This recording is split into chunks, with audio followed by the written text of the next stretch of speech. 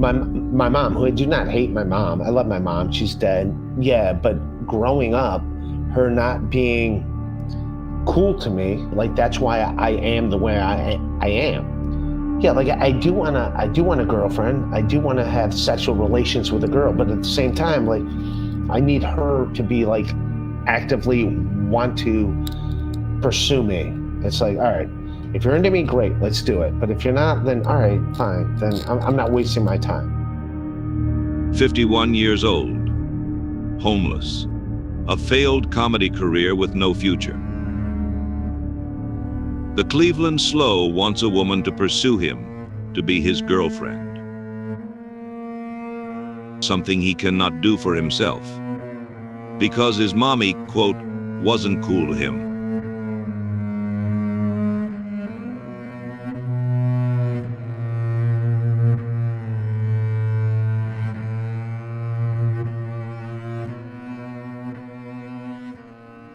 Chapter 1. The Cleveland Slow had a girlfriend. Institute archives reveal the Cleveland Slow did once have a girlfriend. He was 20 years old. She was 18 and still in high school. My first girlfriend, that relationship ended. She dumped me for not having sex with her. I was dating a girl. She was a couple years younger than me. I was 20, she was 18. We went to the same high school. I lied to her, said I had sex. She had already had sex. And then I wussied out the couple times. That made too big of a deal in my head. She dumped me. I had a girlfriend and I lied to her and said I wasn't a virgin when I was a virgin. And then I was 20, she was 18. It was like a year out of high school. My girlfriend was a year younger than me. She was a gymnast. She had already had sex. I had not. I lied to her and told her I have had sex. Yes. And we had a couple opportunities. Her prom, we're away for the weekend, and I wussed out. Like I didn't do it. And then like a few weeks later, we're back in Cleveland. My parents are gone, and I wussed out again, and then she dumped me. Yeah, okay. She dumped me. True to form, for the Cleveland Slow, the relationship was defined by lying and being terrified of pussy. It lasted approximately 8 months before the girl dumped the creepy weirdo. I was like scared for even to like touch my penis. I was too scared to because like I never had sex before and I was 2 years older than her and I assumed like she thought I had sex before and I was like, yeah, of course I did, even though I never did. So like, yeah. So I was in my own head about that. So when opportunities came up, like and then I blew it. I had a chance to have sex with the girl that I went to high school with that was 2 years younger than me. And I lied to her, told her that I was not a virgin when I actually was. And then I had 2 opportunities to have sex with her and I wussed out just because so I didn't have sex with her. I lied to like my first like real girlfriend and said I had sex before and I hadn't. So I always wussied out when it came time to have sex with her, just because like I was like in my own head, like she's gonna realize I don't know what I'm doing. So I wussed out like too many times where she dumped me. Yeah. I was dating a girl from my high school. She was 2 years younger than me. She was a gymnast. She was hot, and she had already lost her virginity. I lied to her and said I had already lost mine. You have to. That's the move. Yeah. Yeah, even though I had not. And Smart move. And then the 2 times we had opportunity to have sex was once at her dad's place when her dad wasn't there, and then another one on her prom when we were away for the weekend. I wussed out both times.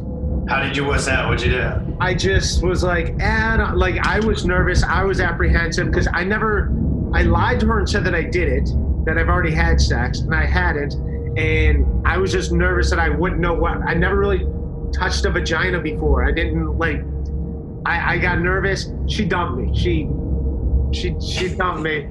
I lied to her, said I wasn't a virgin, even though I was, and she wasn't a virgin. She tried to have sex with me a few times, and like I wussied out because I didn't want her to see that I had no idea what I was doing. So like I kind of chickened out, and then she dumped me. She essentially dumped me because she wanted to date a guy that she could fuck. I had a girlfriend who was a couple years younger than me, and she was gorgeous. She was She Was 12. went to the same high school as her. No, she's 18. I went to her prom with her, and then she's like, that was the night. I lied to her because she had already had sex. So I lied to her and told her I already had sex, even though I didn't. So then when it came like time to have sex, I wussied out because I didn't want her to see how inexperienced I was or whatever. Why didn't you just jerk off and show it to her? Yeah. Give her a brownie, put her in the bathtub. Anyway, she dumped me immediately. She dumped me like literally like the week later because I'm sure in her head she's like, "Is it me or so?" Oh yeah, I Ray remember knows that was the nothing. gymnast, right? What was the story with that? She was 18, you're 18 or whatever. What was the gimmick with that? Yeah, and then I didn't have sex with her, so she dumped me. And So I was too anxious to have sex with my girlfriend that wanted to have sex with me. I was too nervous about it. I told her I had sex and I never have, and I waited too long. She dumped me. So the first woman to even look in my direction, so my 18-year-old gymnast girlfriend who was gorgeous, and who I was too embarrassed, too afraid to have sex with. Because I had a serious girlfriend, and then like. Yeah, and then when I like wussed out on having sex with her and she dumped me. Yeah, my gymnast girlfriend, the one I went to prom with that I was in high school, or she was a senior, I was a sophomore in college, the one that dumped me because I wouldn't have sex with her. But I was like so scared to even put my penis near her. We never had sex because like a dummy, I wussied out. I wussied out. When asked about the best Christmas gift he ever gave, the Cleveland Slow recounts how he scammed the girl's parents, presenting their gift to her as if it were a gift from him. A leech and a burden at every stage of his life. I'm going to say to my girlfriend, yeah, she was a gymnast, and I got her, I'm gonna say, as I'm wearing a gold chain, I'm gonna say I got her a gold chain with, like her, it was something that was getting, here's the thing. Her parents like got her, I was like, I'm gonna get her the gold chain. So they like let me do part of it, like her like gymnast thing with like her lettering in high school thing. And I got the gold chain for it, and like I got to give the present to her, even though her parents got the half the gift. They were just gonna give it to her. I was like, oh, I'm gonna give it, and they like let me give it to her as a thing. She dumped me, by the way. I'm sorry, that was. The Cleveland Slow had intended to marry that girl, whose vagina he was too afraid of to even touch. That was the gymnast who you were afraid to close the deal with, and that's how you met lonely mother, single mother of 5. Single mother of 4 at the time. No 5. explanation needed. Yeah. 4, sorry. Yeah. The Cleveland Slow counts himself as the single mother's 5th child. If a woman does sex with him, he identifies her as his new mommy. Incredibly disturbing. But that was like the first time, like, I don't know, was I in love? At the time, I thought it was like, man, I got this hot girlfriend and blah, blah, blah. And like her family liked me. And I was like, ah. And then I pussied out and she dumped me. I suck. Institute researchers discovered a troubling link between the Slow's identification of sexual partners as his surrogate mother, his seething resentment for his older sister, and his inappropriate sexual behavior as a child. But like my dad would be like my dad would be like, all right, Danielle's gonna like step into the role of your mom or whatever, like, and then my dad's like, oh, Danielle's gonna cook this or that or something, and then like she would give him shit about like, she can't just do anything just for the sake of fucking doing it. Your sister gives who shit? Your dad? Yeah. Like everything's got to be a big fucking production. Like everything's got to, and so yeah, it upsets me. Like it really does. My parents were in a bedroom. My sisters were in another bedroom. Then I was like in this little out bedroom. So like a shed. Like a tool shed? No, it was kind of like a porch, an extra room. It was good. It was good to be out there. I had a kerosene heater. So this little room off to the side of the house wasn't tied in with the HVAC. Did it have electricity? that didn't come from an extension cord. It was an extension of my sister's bedroom, because it used to be my sister's in my bedroom, and then like I became 11 and started touching. Like they're like, all right, he's going to be a teenage boy. Let's separate him from which. Well, I used to masturbate in my parents' bedroom when I first started. That's what I would do. But, so your parents? No, because I just shared a bedroom. It makes your parents built a whole room off to the side of the house so that you did not sexually assault members of your own family. No, shut up. No, stop. You're gone. All right. No. So I shared a bedroom with my two sisters till like 5th, 6th grade, and then after that, like we had my own. I had my own, but before I even knew what masturbation was, like I would just like, I would watch TV in my parents' bedroom. So like if I was going to masturbate, which I did not do, I would have done it in my parents' bedroom. I wouldn't have done it, or I would have done it on the toilet, but. I was masturbating to the point that my sisters would go over to me while I was in bed and be like, what the hell are you doing? And I'm like, leave me alone. When talking about the intoxicated woman he slept with, some details vary. Sometimes she is 28 or 30. Other times 32 or just middle-aged. I just wanted to lose it, and just to me, she's old. She's like this 28-year-old lady. Sure. That's just like at the bar, like, and I was underage, and she's like buying me Molson Ices that were $1.50 at the time or whatever. And then she's like, you want to come home? I'm like, yes, I do. I just got to get it over with. I was not attracted to it. We just got to put this penis inside a woman. Dude, I remember stepping over her 4 kids, going into the bedroom. I didn't even give a shit. 4 kids? Were they on the floor? Yeah, they were sleeping in the living room. And the first opportunity I got, some drunk 30-year-old mother of 4 at Bowling Green State University took me home, and I'm like, I'm just getting this over with. To go from a fucking 18-year-old gymnast to a 32-year-old mother of 4, the difference in vaginas. Despite making it clear he never touched his gymnast girlfriend's vagina, he somehow compares it to the drunk single mother. Presumably this is a bit stolen from Big J. Okerson or another comedian. Yeah, I was like stepping over her kids to like fucking go in the bedrooms. I just wanted to get it over with. I was just like, I just have to end my virginity. So the only girl I ever touched was a 19-year-old gymnast. To go from that to a middle-aged mother of 4, like blew my mind. We stepped over her 4 kids that were sleeping in the living room to go into her bedroom, and just got it. And her vagina felt way different than my 18-year-old gymnast girlfriend. It was way different. It was like just this giant, it was like a big giant warm bowl of pudding. I'm like, I just have to lose my virginity. Yeah, and I'm like, I just got to lose my virginity. And there's like this wasted 32-year-old woman at the bar buying me $1 Molson Ice beers, because Molson Ice for $1. And then I like stepped over 4 kids to get into her room, and literally I just like laid there and just let her fuck me. And I was just happy because I just wanted to get the virginity over with. Most troubling is the possibility that these allegedly sleeping children are somehow linked to the Cleveland Slow's creepy stand-up bit that laments the lack of 9-year-olds in MILF pornography. You're just watching 2 people go at it, and then the camera scrolls over, and there's a sad 9-year-old?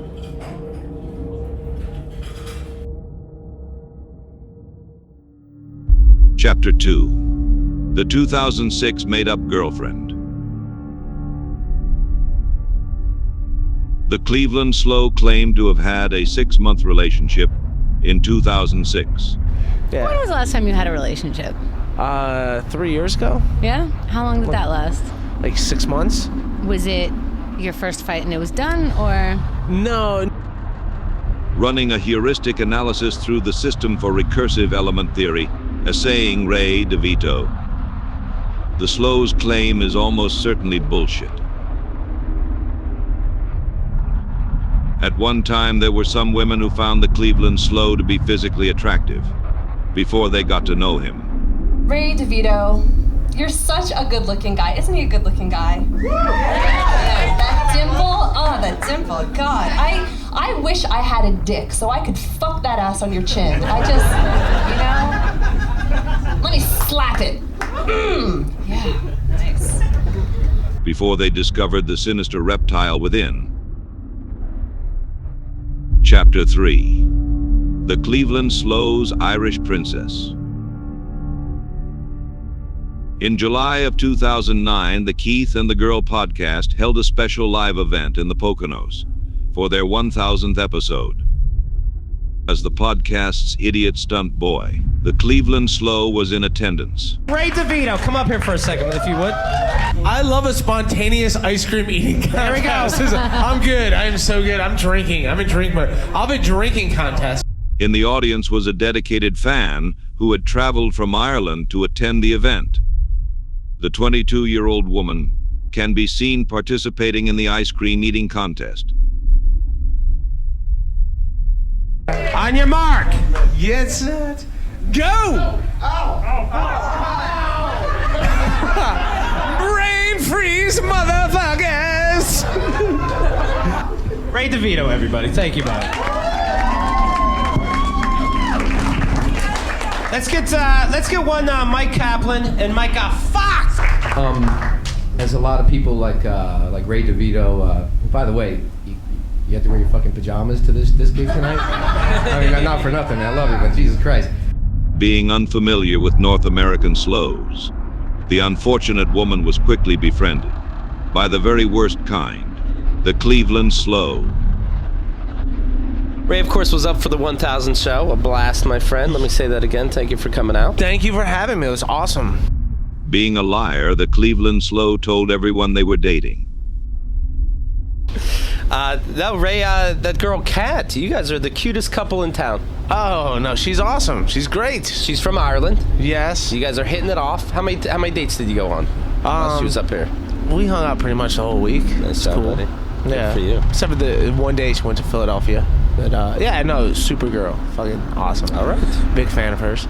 Jeremy's writing in saying the good news is your Irish girlfriend Kat approves of the video, so she's happy about it. What's good? You guys are in like love. she just sits there with a thumbs up, thumbs down. You know what? Probably everybody asks her. You know how you start dating someone and then the topic of them comes up and everyone elbows you like, we're talking about them.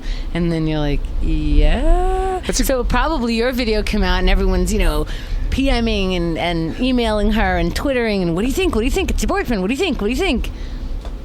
No, it was good. She told me it was good. She Does this make you nervous? No, but like everything's like awesome between us. But let's say what if someday something is not awesome, God forbid, and then like what if that's like a sore subject every time it comes up? Like, no, everything's fucking awesome. Like, don't look at me like, why? What's up? No. I was wondering what you would consider the potential here to be a sore subject. The video? The video, or we're talking about it? No. I'm just talking about relationships in general. There are rough patches that do happen from time to time, right? Right. All right. I'm not foreshadowing anything. I'm just saying. You guys have a fight yet? No, that's the thing. But fights come, right? Fights come, yeah.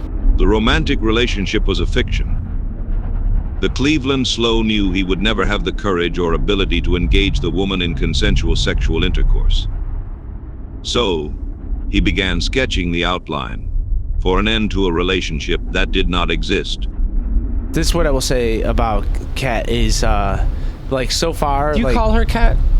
Yes. Okay. Yes, that's her name, man. I call her woman and lady, too. I will say this, like, out of all the relationships I've ever had, like, this one started out the best, so... Maybe, who knows? We can go 30 years with 0 fights. How about that? Are you nervous the fights will come when you live in the same country? Now, are you in love? The potential could be there. How about that? That's what I'll say. Like, you can't... Right now, I think we both really like each other, and I think the potential could be there. Are you guys nervous at all that you live in separate countries? What's the point? I mean, yes, there is a distance, but I don't know. She's got like a year and a half left of school, so I don't know. We'll see what happens. Is she thinking of moving to America? Before we even started dating, she wanted to come to New York to work, so that's a good thing. The woman being from another country and only 22 years old, the Cleveland Slow tried to downplay the 14-year age difference. It's so weird, right? Yeah, it's a little. I don't know. Who are you to say, though? Yeah, right? How old are you, right? I'm 10 years older than Kat. Yeah? How old are you? 30, gonna be 34. Lying about his own age. In 2009, the Slow would be turning 36. 34? We're the same age, Ray and I. When's your birthday? November 5th, coming up. Coming up. Aww. By the way, I'm being told you're over 10 years older than Kat. Yeah. Interesting. She's Interesting 22. how you rounded down. Hey, I'm happy for you. Fuck it. If the loss says it's okay, I say it's okay. You know what's really cool is somebody in the room right now is Kat. Kat's in here, and she was at the 1000th show, and she lives across ocean. She's from Ireland. Yeah. Right? Pond jumper. And so she happens to be here at the last show of the year, and she was here for our 1000th show. And if you want to make a timestamp, Jeremy, let me make a shocking moment. Ray and Kat are getting married. Congratulations. News to Ray and Kat. Mazel tov. Mazel tov. 1 year later, the woman was dating Keith Malley. Hey, speaking of ladies, and you already know this, of course, but this coming week, where Keith and the girls going on vacation, separate vacations because we separated, and I'm going with Kat, your ex. What? Wait a minute. What? He just opened another beer. He's chugging shots to my brother's place. Hang on, I'm gonna go put some Vaseline on, and we'll finish this conversation. And I just want to make sure that I still have your blessing. Yes. Because she already bought the ticket. Yeah, I remember talking to Ray, and I'd asked him twice, but I think like the first time I asked him, are you cool if I, I'm talking to your ex, and I don't know if anything's gonna go anywhere, but just in case, let me bring this up. And he said like I get sometimes where, yeah, it doesn't bother me, but I think it's supposed to. Is it supposed to bother me? No, she always did, and no, she didn't say like, oh, I'm into Keith, but like I always knew she had like a little crush on you. Like I remember walking around the city with her, and she's like, I remember on this show, this is where Keith did this, and that at this building. You shit in someone's chocolates on Christmas or something? Well, I walked in front of that building. Oh, whatever. Just like little things like that. And you knew that was love? No, it was cute. It was very... When she remembers like a shit story, are you like, what am I doing? I'm taking you to a nice dinner. you're remembering this guy shat in the building. Yeah. What did you do most that annoyed her? Or what annoys her that I should look out for? This, the thing, I remember she cannot stand this whatsoever. Well, there's a couple things I would do. The Irish accent? Because she hates when I do that. Because you don't do it? Yeah. I'd love to hear your Irish accent. Does it sound like your Chinese accent? Mm-hmm. I'm horrible. I won't even try to do an Irish accent. I'm Irish. There you go. You sound like Samantha. That's your Samantha. That's like, everybody. I'm Irish. All right, with so my twat. I got my pen and paper. Go ahead. All right. I would always do this to her, which she hated, but the fact she hated it made it that much more awesome. Don't do that. Don't do things that hate her more often. The Cleveland Slow is about to paint a very clear picture of why no woman could ever be romantically interested in him. Whenever there's like a lot of people me walking in New York City, just out of nowhere, I just feel like, I didn't hit you.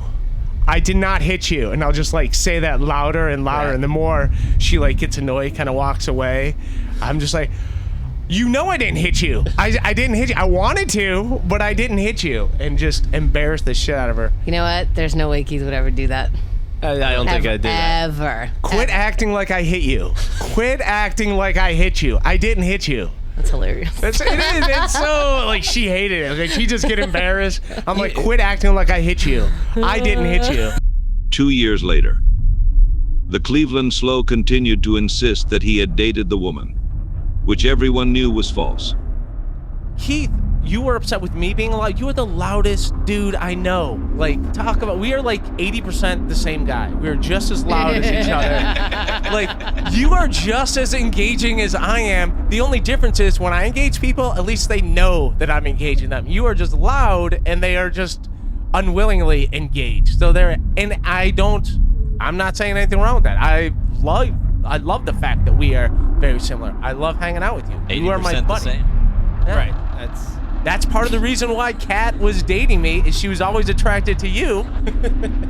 And 80% of you. Right. Yeah, we are very similar dudes. What did you just say? No, it's true. Like, we would walk around the city. I knew she had a crush on him when we'd walk around the city, and she'd be like, "Oh, that right there, Keith took a shit in that building." Well, you know a girl's got a crush when she knows everywhere her man took a shit. Yeah. And like everywhere we walk by in the city, like, oh, Keith did that there and stuff, and it was very adorable. And it was adorable that while you're dating someone, she had a crush on a buddy of yours. I think neither one of us put two and two together then, but like, it was cool. Like, that's why, we're very similar. When you and I are out. So she was dating you until she can date Keith? No, I will not say. I wouldn't say that. Okay. I wouldn't say that. But I would say that she's always admired him, and when that all worked out, I'm happy for them too. Like, I'm. 3 years later, the woman was now engaged to Keith Malley. The Cleveland Slow's resentment is clear. Ray DeVito, I asked him to give me the gist, right? And we were actually at Keith and Kat's engagement party where he cornered me like, here's my story. And I was like, we're at a party. So let's find out when the audience thought you lost your virginity. I have 22, 17, 16. These are pretty good. 25. How do you feel about that? Close. Okay. I have 14. Bit of a stretch. Not with that haircut. 20. This one says forthcoming. Damn it, Kat. And this one wrote, not applicable. She's here. What age did you actually lose your virginity? 20. 20. Somebody nailed on. it. 4 years later, the woman and Keith Malley were now married. The Cleveland Slow still clung to the lie that he had been romantically involved with her. Pissed now. You know what? You messed up my head because you made me think, like, when I was dating her, that she didn't think of me as her boyfriend. Who knows? I never heard her say you were dating, but if you enjoyed yourself, you enjoyed yourself. I thought you were doing like some subliminal thing, bringing Kat into it, but no, she was my girlfriend for a while. Right. Yeah, that was a chapter that it was a good chapter. It was good. It brought her closer to you. Would she agree you were boyfriend and girlfriend? I think. Okay. I don't know. All right. Yeah. So my therapist, Ray writes, took a call during not anymore, by the way. Not anymore are we boyfriend and girlfriend. That's what I was getting to. Yeah, no. Right. Now she's Keith's wife, and she's a friend of mine. Right. So, yeah, that's... By the way, Catherine is so sweet. Right. This is where we can identify, because I've dated her too. What? Can you believe it? Has she ever called it dating? I don't know. All right, just ask her. She knew me, I guess. Okay. I don't know. Did she know you? Yeah, I don't know. All right. She was unaware that I was dating her. Is there a picture of you two anywhere? No. Interesting. I don't. Okay. That's all right. crazy. All right. The tale of the Cleveland Slow's Irish princess takes a dark turn when we discover what ended their platonic friendship. Yeah, there was a pretty popular podcast I was on a bunch of times, and then they kind of treat you like you're a sitcom character. Like, they write their own narratives. It's like, wait, I thought we were fucking friends. I still like those guys. I'm not going to say the name. Yeah, like, I went on tour with them and everything, and like, yeah, it kind of hurt when they oh, you're the, and then so yeah, I hear you. I also got sour grapes. So what happened? What happened? No, we talked on the phone, and you understand why I can't go into detail, but it's not there's really not detail. It involves a woman who I think anybody who listens to Keith and the Girl can figure out, and you said that you'll talk about it, but you're not. You don't want us to say her name. Which no, you didn't say that. No. Yeah, I definitely don't want you to say the person's name. Yeah, I won't say the name. Yeah. Yeah, everything got squashed, but it was. Well, obviously it did. You're upset. Yeah, because like what was being said was not what happened, and I didn't like that. I was like I felt like I was kind of being portrayed. The Institute was unable to source the podcast episode being discussed. Because the Cleveland Slow is a known liar, a fundamentally dishonest reptile. We believe Keith's recounting to be fully accurate. This woman said she went to your house, and you said, and like it sounded like you were both drunk, and you said, if we don't fuck, you gotta leave. You're saying that's not true, right? But that is the conversation, right? That is what we're talking about. No. No? And also, you gotta tell me then. Because that's what I think our phone call was about. No, but that wasn't even that. And she didn't even say that on that. No, she invited herself to my place. Okay. Invited herself to sleep at our apartment. I tried setting her up in the living room, and she kept coming into my room. I never touched her. She touched me, and then. But this was definitely talked about on Keith and the Girl, because I remember saying, to me, they're just too drunk, so I don't fucking know. Who cares? Yeah, no. I never even. Yeah, I never even touched her. For over a decade, the Cleveland Slow insisted that he had dated the woman. When the Slow's inappropriate conduct came to light, he quickly reversed his story, claiming that he had never touched her. Okay, so I'd like everybody to know that Ray. And also, that's hold on 1 second. Hold on 1 second, Ray. Credit, now he's ready to talk. Ray, hold on. No. And to her credit, she never said that.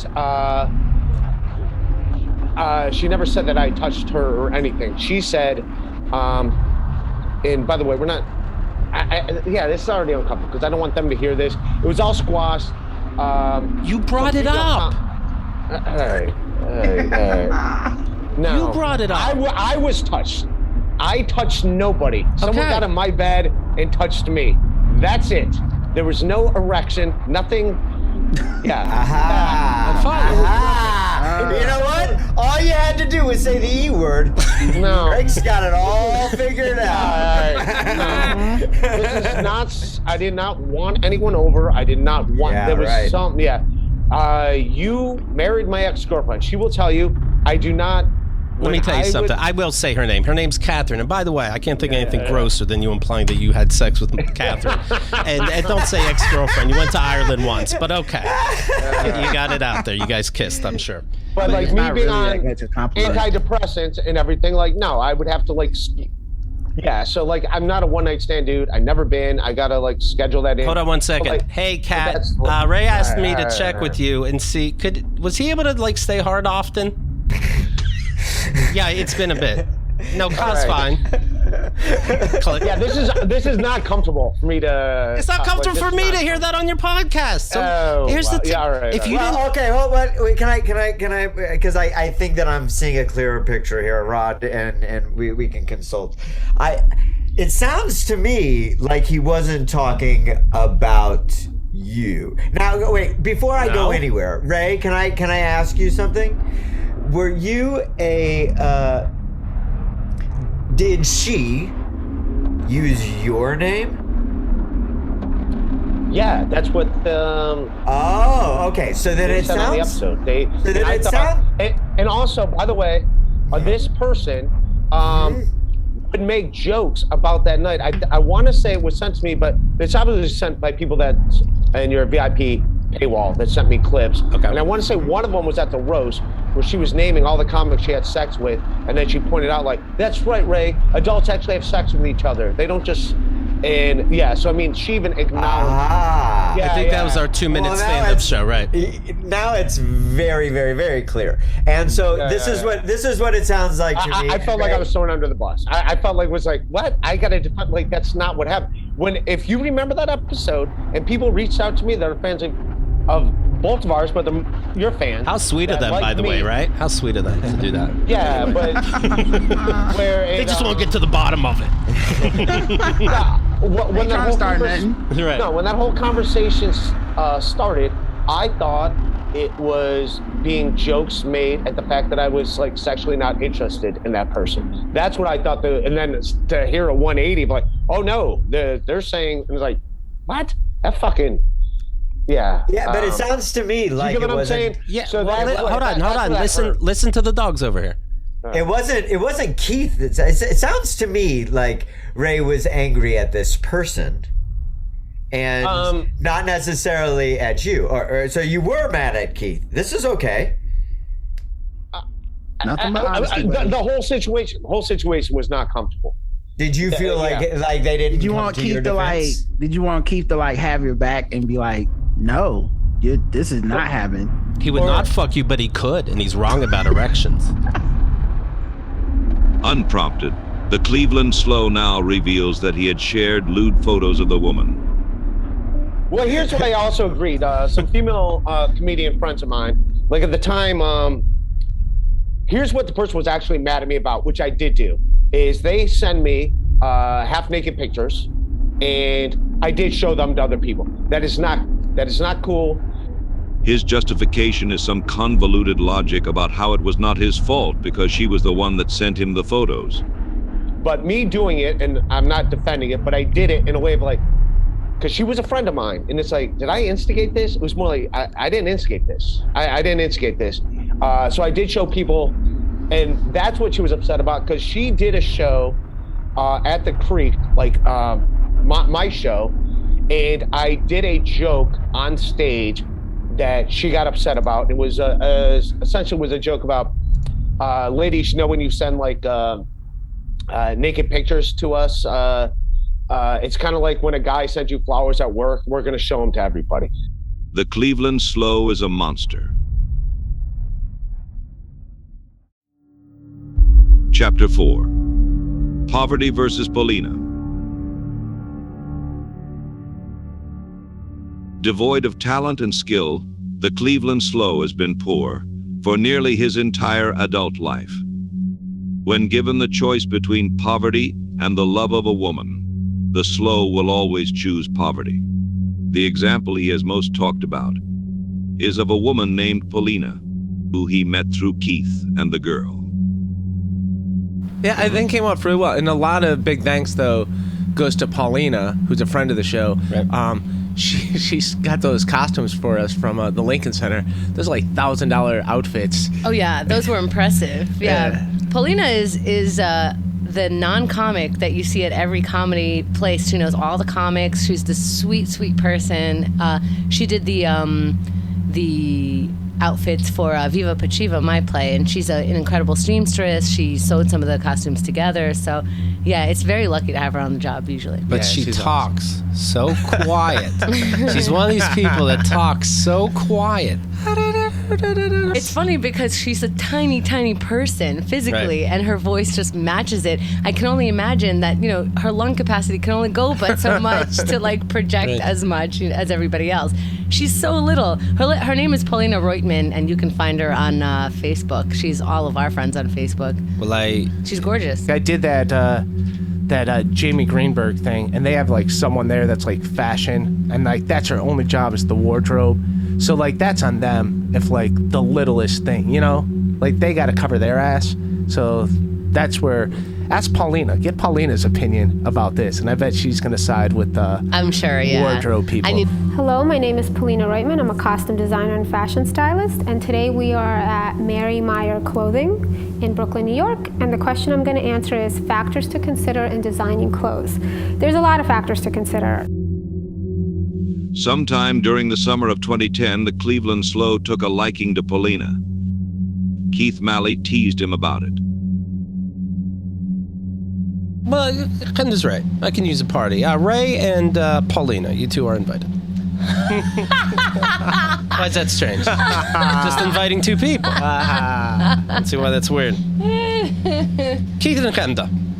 I don't understand what this guy's saying. I just hope Polina knocks on the door like at some point this week and go, come on, Keith. I heard you. What are you saying, Keith? What are you? She's got a high voice. That's my hope. Hi, Polina. No, I love Polina. No, she's got a high-pitched voice. Well, when she gets drunk, you could hear her, though. When she drinks, you could still... Yeah. Somehow she turns in... it's like more of a dude, like a rah-rah.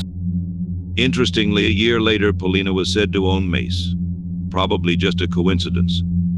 This is from the mace story we told yesterday, and Polina had mace, and I sprayed it in our sink and had water running. She said she did that before, and it fills up the apartment. I mean, this mace, you get this in somebody's face.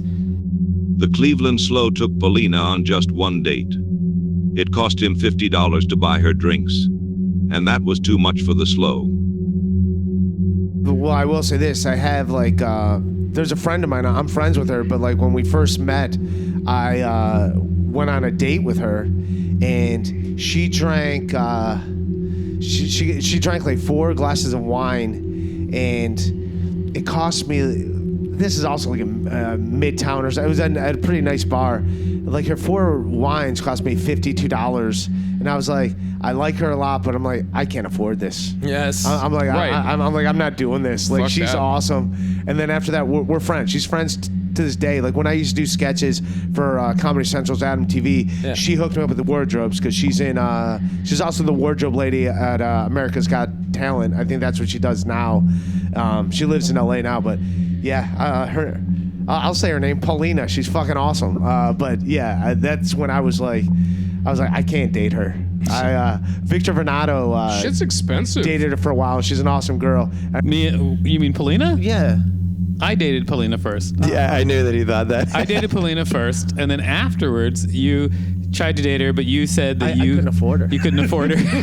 I couldn't afford It's expensive? Yeah. That's so funny, dude. I couldn't afford her. She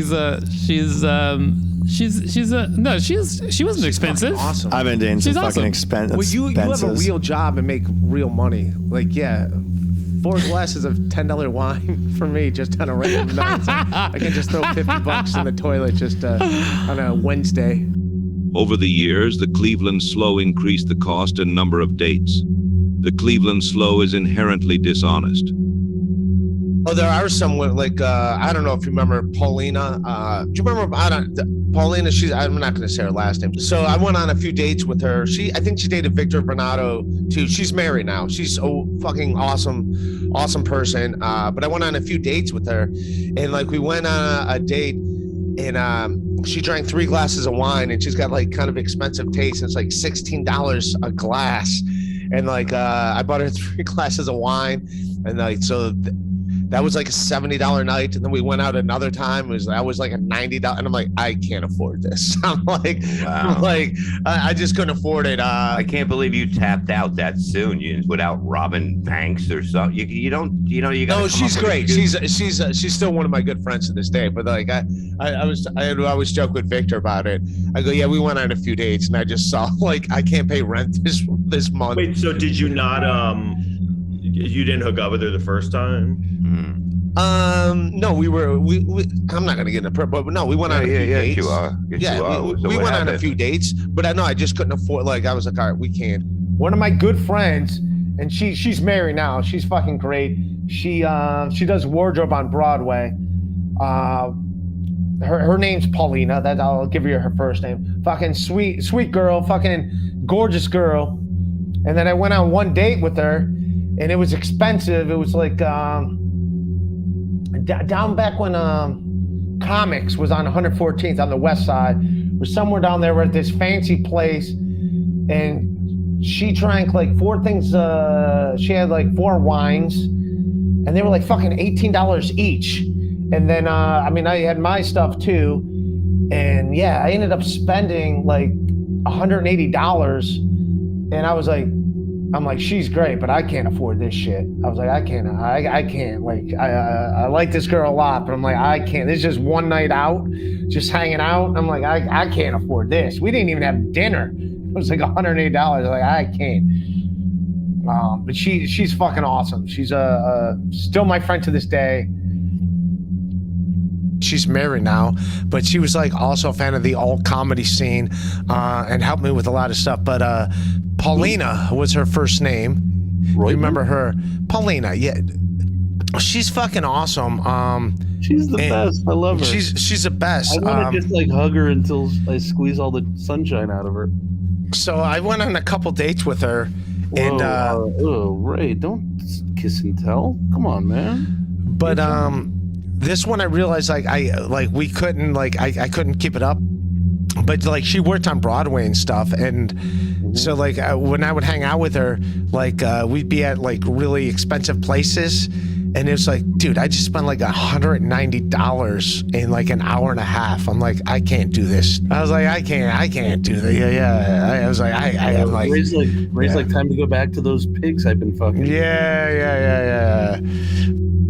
Some people speculate that the reason they did not continue dating wasn't due to the Cleveland Slow being destitute, but rather that Polina declined a second date because she realized that Cleveland Slow is creepy and weird. There is no way to be certain.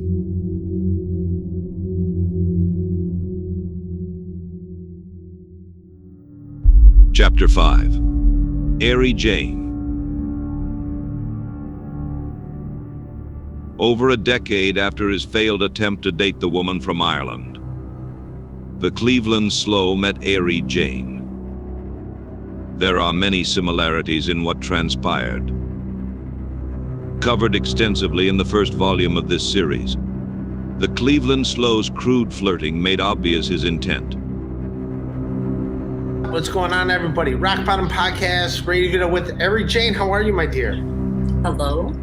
How do you feel about this, Aerie? You're smarter than me.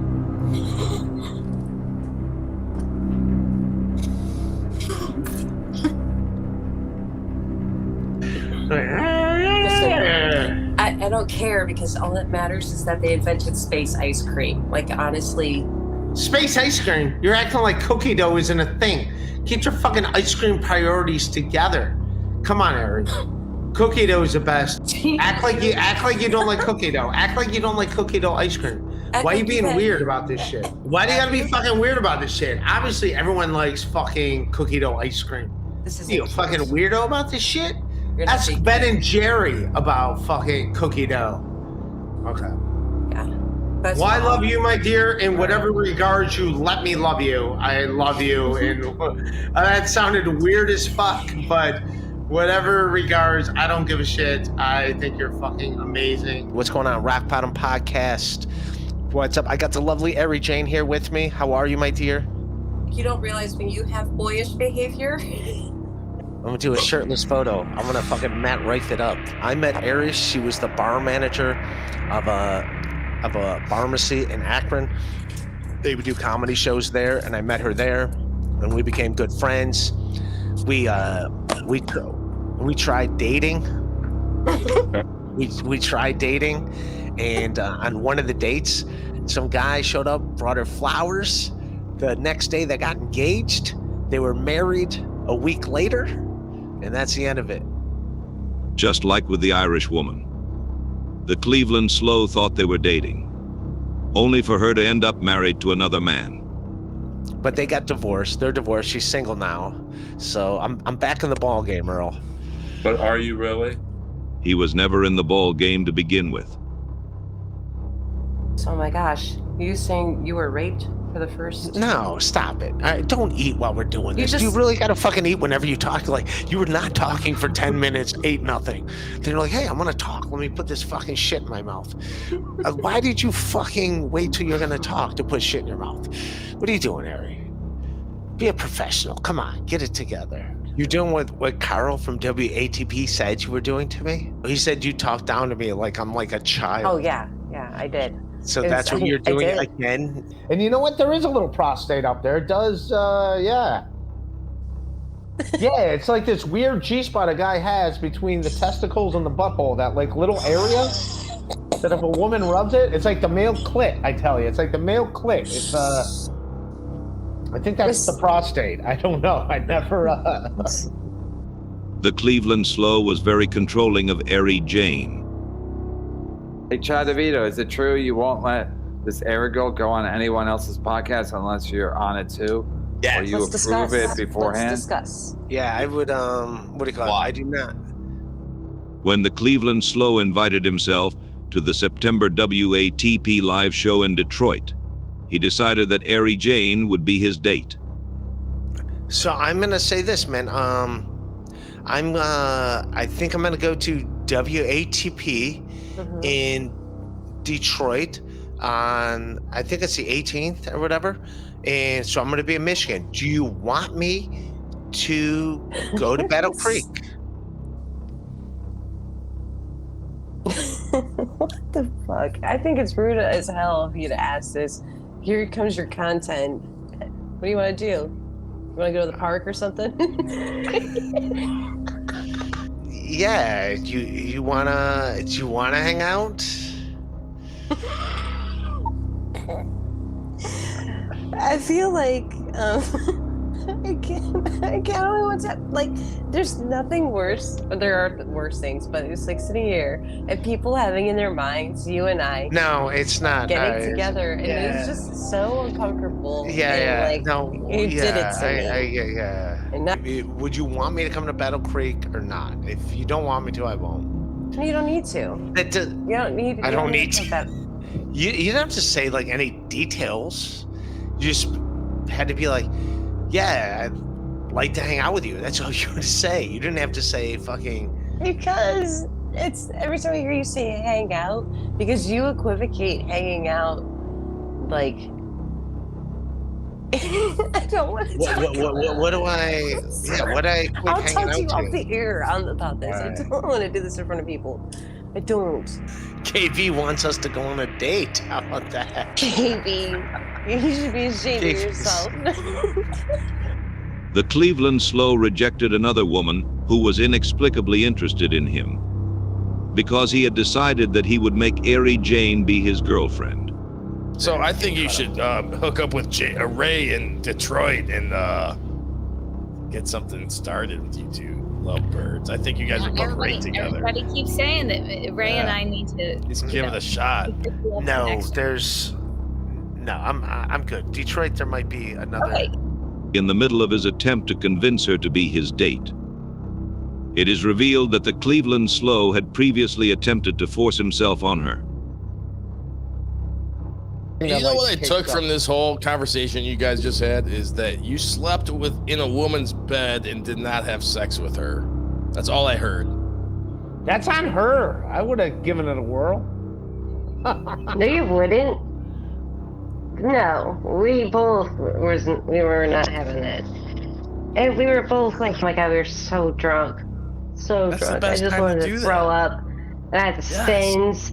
And I keep trying to get space, and he's like, whoop, pull me in, and like, oh my God, I'm just like spinning, like, please, like, oh my God, oh God, but and everybody's fine. Jesus, Aerie, Jesus Christ, what the hell? Jesus Christ. From the look in his eyes, had they been in the same room, the Slow might have hit her. I'm so mad right now. Like, I'm angry. I'm not gonna lie, and I'm really just kind of want to sign off, and I don't have a reason to stay on. Are you being serious? Yeah. We're having fun. Yeah. This is fun. I love so you, bad. lady. Come on. Tequila, no hangovers. That might be true, but you wake up with no clothes on, and that's a problem. Fuck! That's what it took? All I had to do was get you tequila! That's all I had to do! You didn't fucking tell me that! Jesus Christ, Aerie! I would've got you fucking tequila! That's it?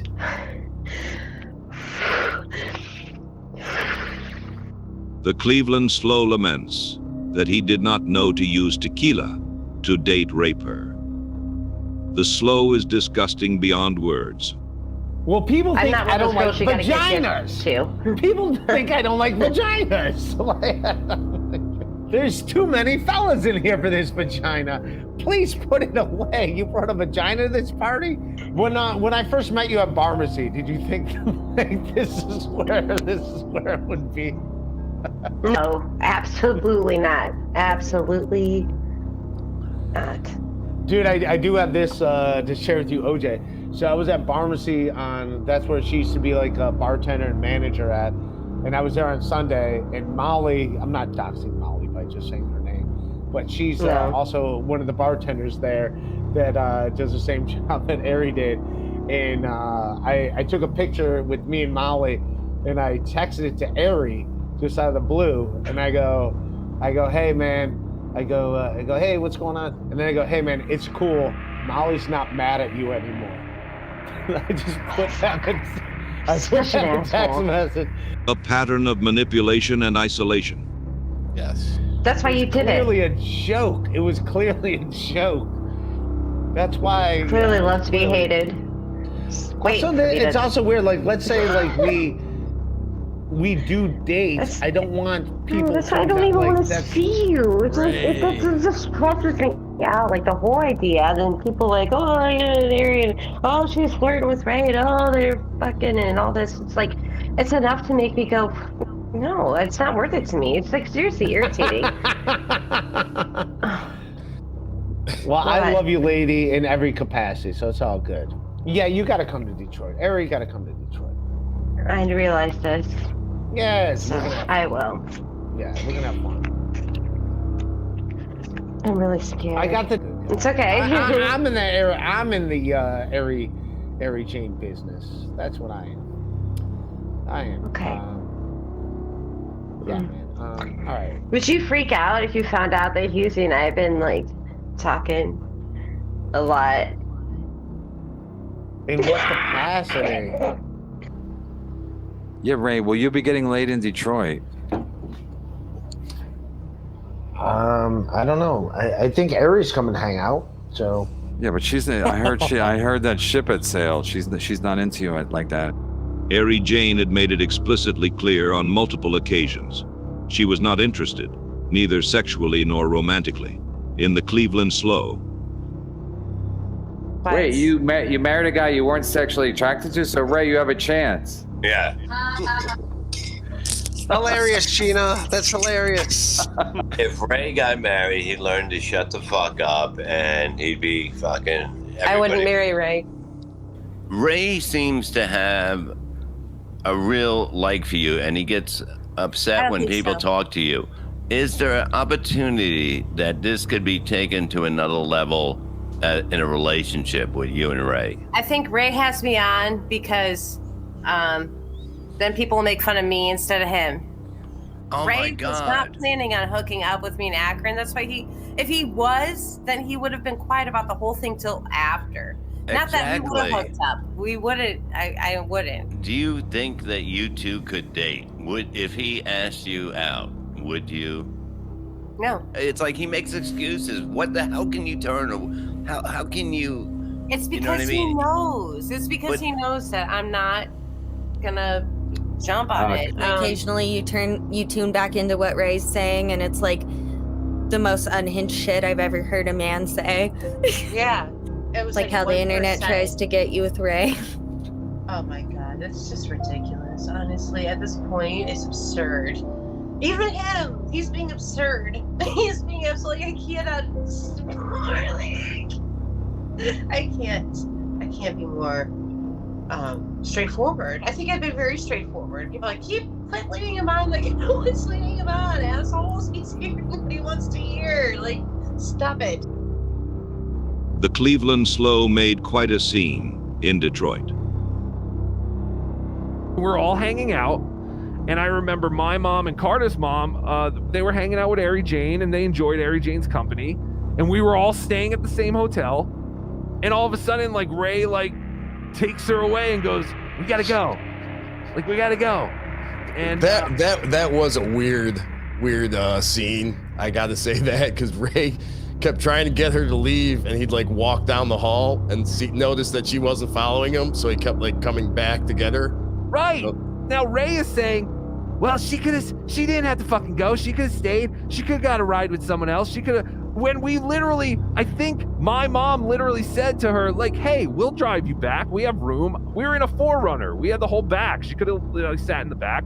We definitely said that she'd come, and Ray was pretty insistent on no. She has to come back with me. The other thing Ray was saying was they had to go because Ray was driving and he didn't want to drive drunk.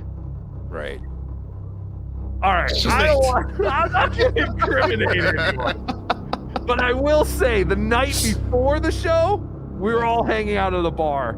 Yes. AerieJane was not there yet, and that concern was none of Ray's, driving home drunk. I will say that. He drove me home drunk. Right. Now, for the record, some people did try to stop Ray from driving OJ. Yes! drunk. I was one of those people. That's why I know it happened. I said, Ray, I got a car.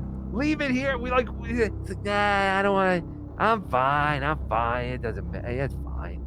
Don't start using an excuse that you wanted, you didn't want to drive home drunk when we all know the night before you drove home way drunker than you were that night. Right. Ray was mad at me because he said I lied about Detroit and he never just took AerieJane away from the bar that night. Yeah. He was like, I'm mad. I'm kind of pissy, but whatever. He's like, it didn't go down the way you said that night in Detroit. I was like, Ray, everyone was looking for AerieJane and you were like, and when we found her, you were like, we gotta go, or isn't that how it happened? He's walking back up and down the hallway every time she didn't.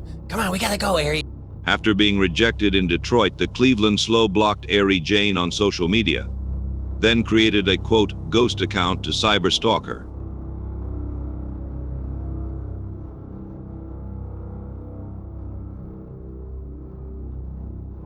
The first husband, his name was Nate. We were married for 6 years.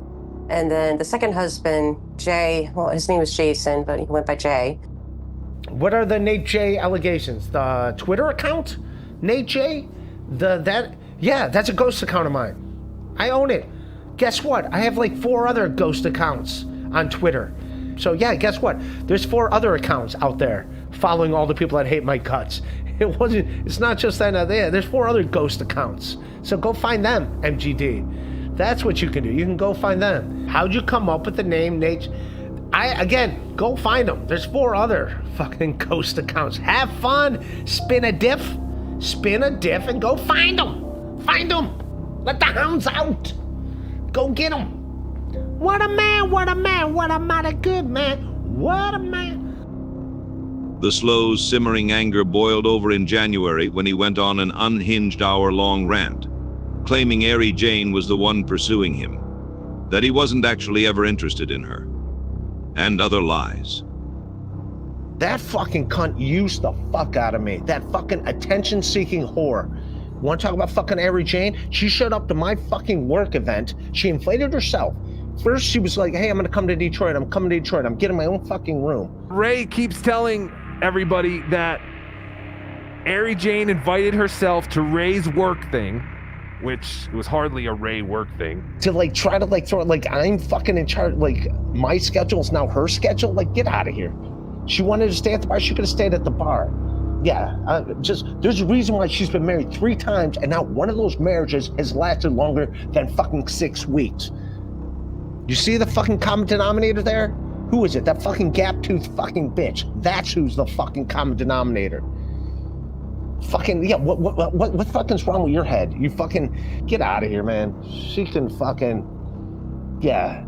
And then she's mad, oh, my daughter has an OnlyFans and people are not cool about that. Yeah, well, why the fuck you bring your daughter's OnlyFans into the situation? So yeah, screw her. I was in Detroit. I was at a work event. I had a few beers. I'm like, I'm not driving home drunk. So I'm leaving now. Don't start using an excuse that you wanted, you didn't want to drive home drunk when we all know the night before you drove home way drunker than you were that night. Right. Yeah, she can fucking go fucking kick rocks. There's a reason why every dude in her life fucking kicks her to the fucking curb. Get out of here. You invited yourself to my fucking event, and then you're gonna fucking manipulate me, tell me what I'm gonna do and what I can't do? Get out. What? Get out of here. Fucking kick rocks. She had a thing for me. She was the one that was fucking chasing me around or whatever. I didn't really show much interest. She kept showing interest, I was like, all right, let's see what's up. So then we fucking hung out. Yeah, you don't fucking invite yourself to someone's work event and then think that everything that they do, you're in charge of. You're not my girlfriend. You're not my fucking wife. You're upset because I fucking left? Get the fuck out here. And then for him, like, he kept saying that AerieJane invited herself and all this stuff. I really thought Ray wanted her there. No? Yeah, he did. I thought Ray invited her there. Right. Yeah. That's what I'm saying. So I keep hearing him talk about all this shit and like how she's a cunt and she's, you know, she invited herself to my work. She invited herself to my work thing. I didn't want her there. She invited herself. Yeah, she said I never made out with her. I mean, I made out with her and stuff like before in Ohio, but like in Detroit, no, nothing. I hugged her when I met her, and that was it. So, whatever the fuck is, if that's a real thing that's going on, where she's like trying to say something about me, you fucking attention grabbing whore. I get it. That's who you are. That's what you're about. You fucking want fucking attention. Oh, okay, there's nothing to talk about. There's nothing that fucking happened between you and me. Yeah, if anything, you tried making moves on me, and I was back when I didn't give a fuck, and I was like, all right, whatever. And then the one night I hung out with you at your place, and that was it. We hung out, and then that's it. We made out, whatever. We fucking slept in the same bed, whatever. I was a little annoyed because, like, at the time, 48 years old or whatever, and I'm like, all right, I'm not here to play sleepover with a friend of mine. I was like, this is stupid. So I was done with her. I was like, I'm done with her. All right. Because I was like, all right, whatever. I'm like, I'm an adult. I'm not here to fucking play like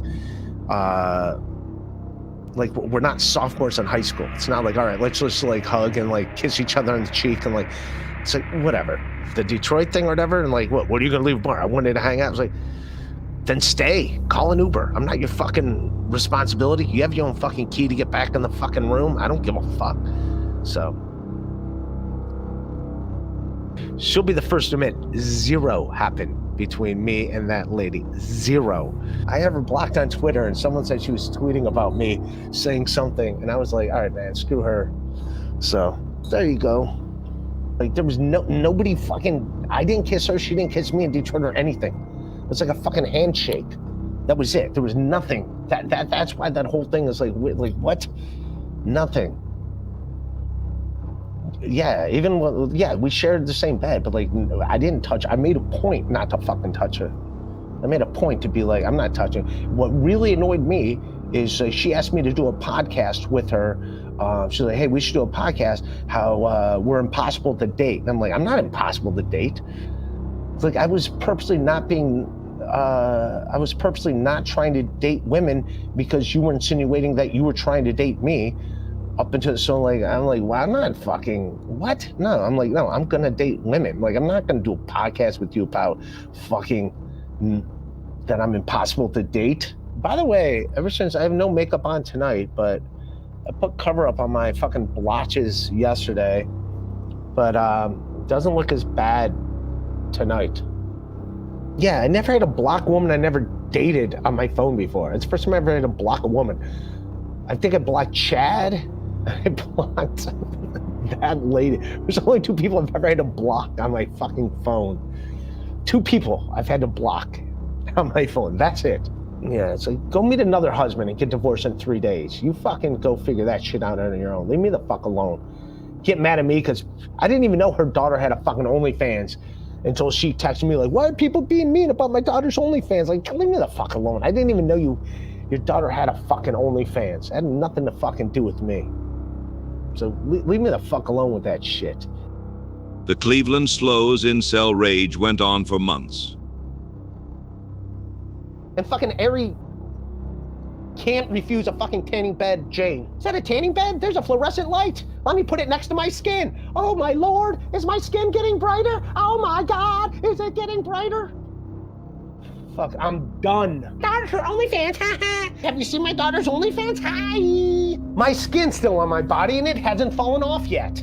So let me go to another fucking tanning salon. All the people in Michigan know about my daughter's OnlyFans. I'm gonna say he was inappropriate even though he wasn't. I'm gonna do it. Have you seen my daughter's OnlyFans? The Cleveland Slow is revolting and inexcusable.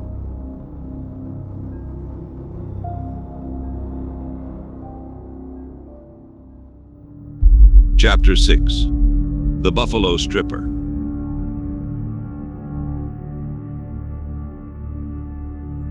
couple months after the Detroit incident, the Cleveland Slow met a stripper from Buffalo at a comedy show and developed a new fixation. I'm trying to get a girlfriend. There was a stripper from Buffalo that came to the show because she's a fan of Big J, and then I made out with her, and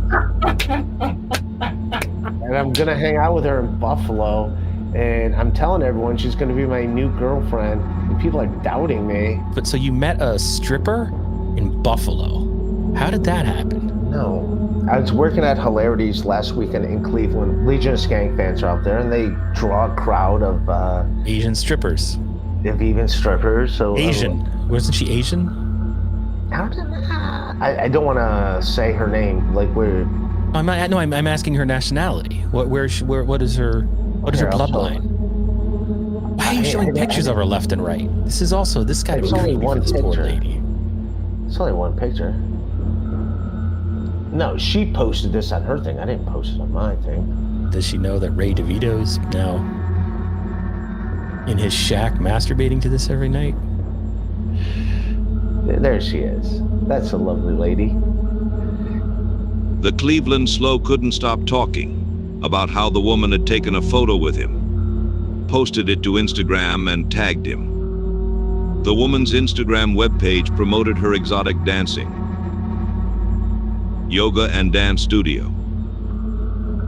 and OnlyFans content. She had a particular interest in elaborate rope bondage. The Cleveland Slow thinking he could ever satisfy a woman like her is so absurd it does not merit any further analysis. There was a girl that, a stripper from Buffalo that came to the show at Hilarities that I think I'm in love with.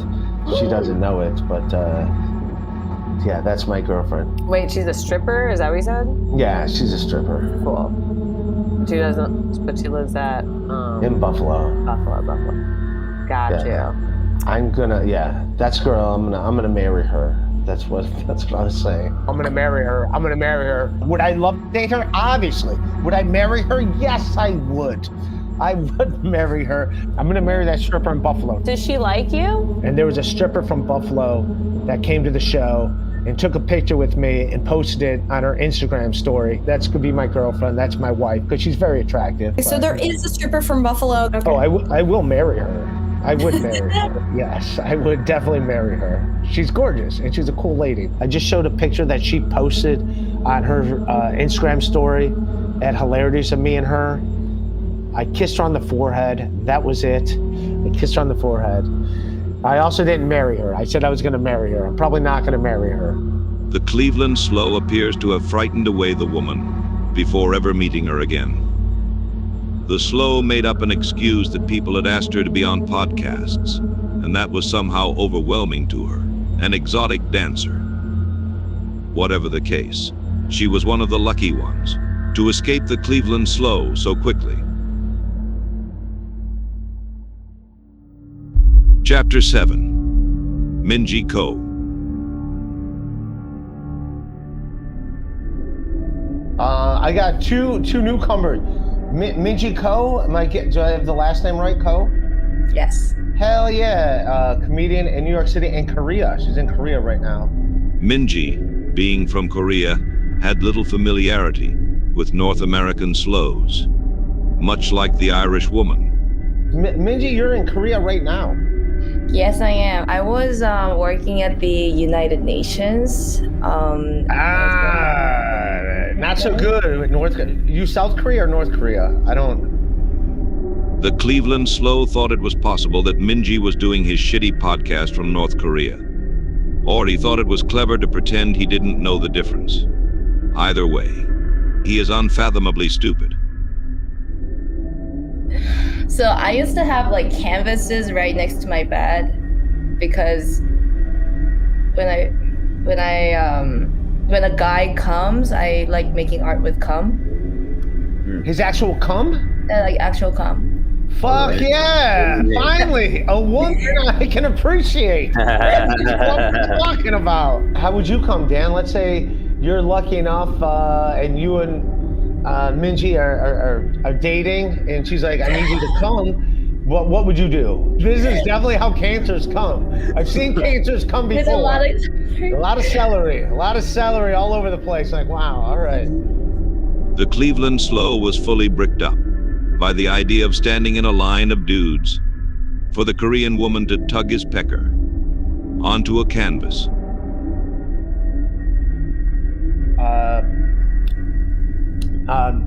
Miko-ku, I'm butchering her fucking name. She's great, but she's a comedian.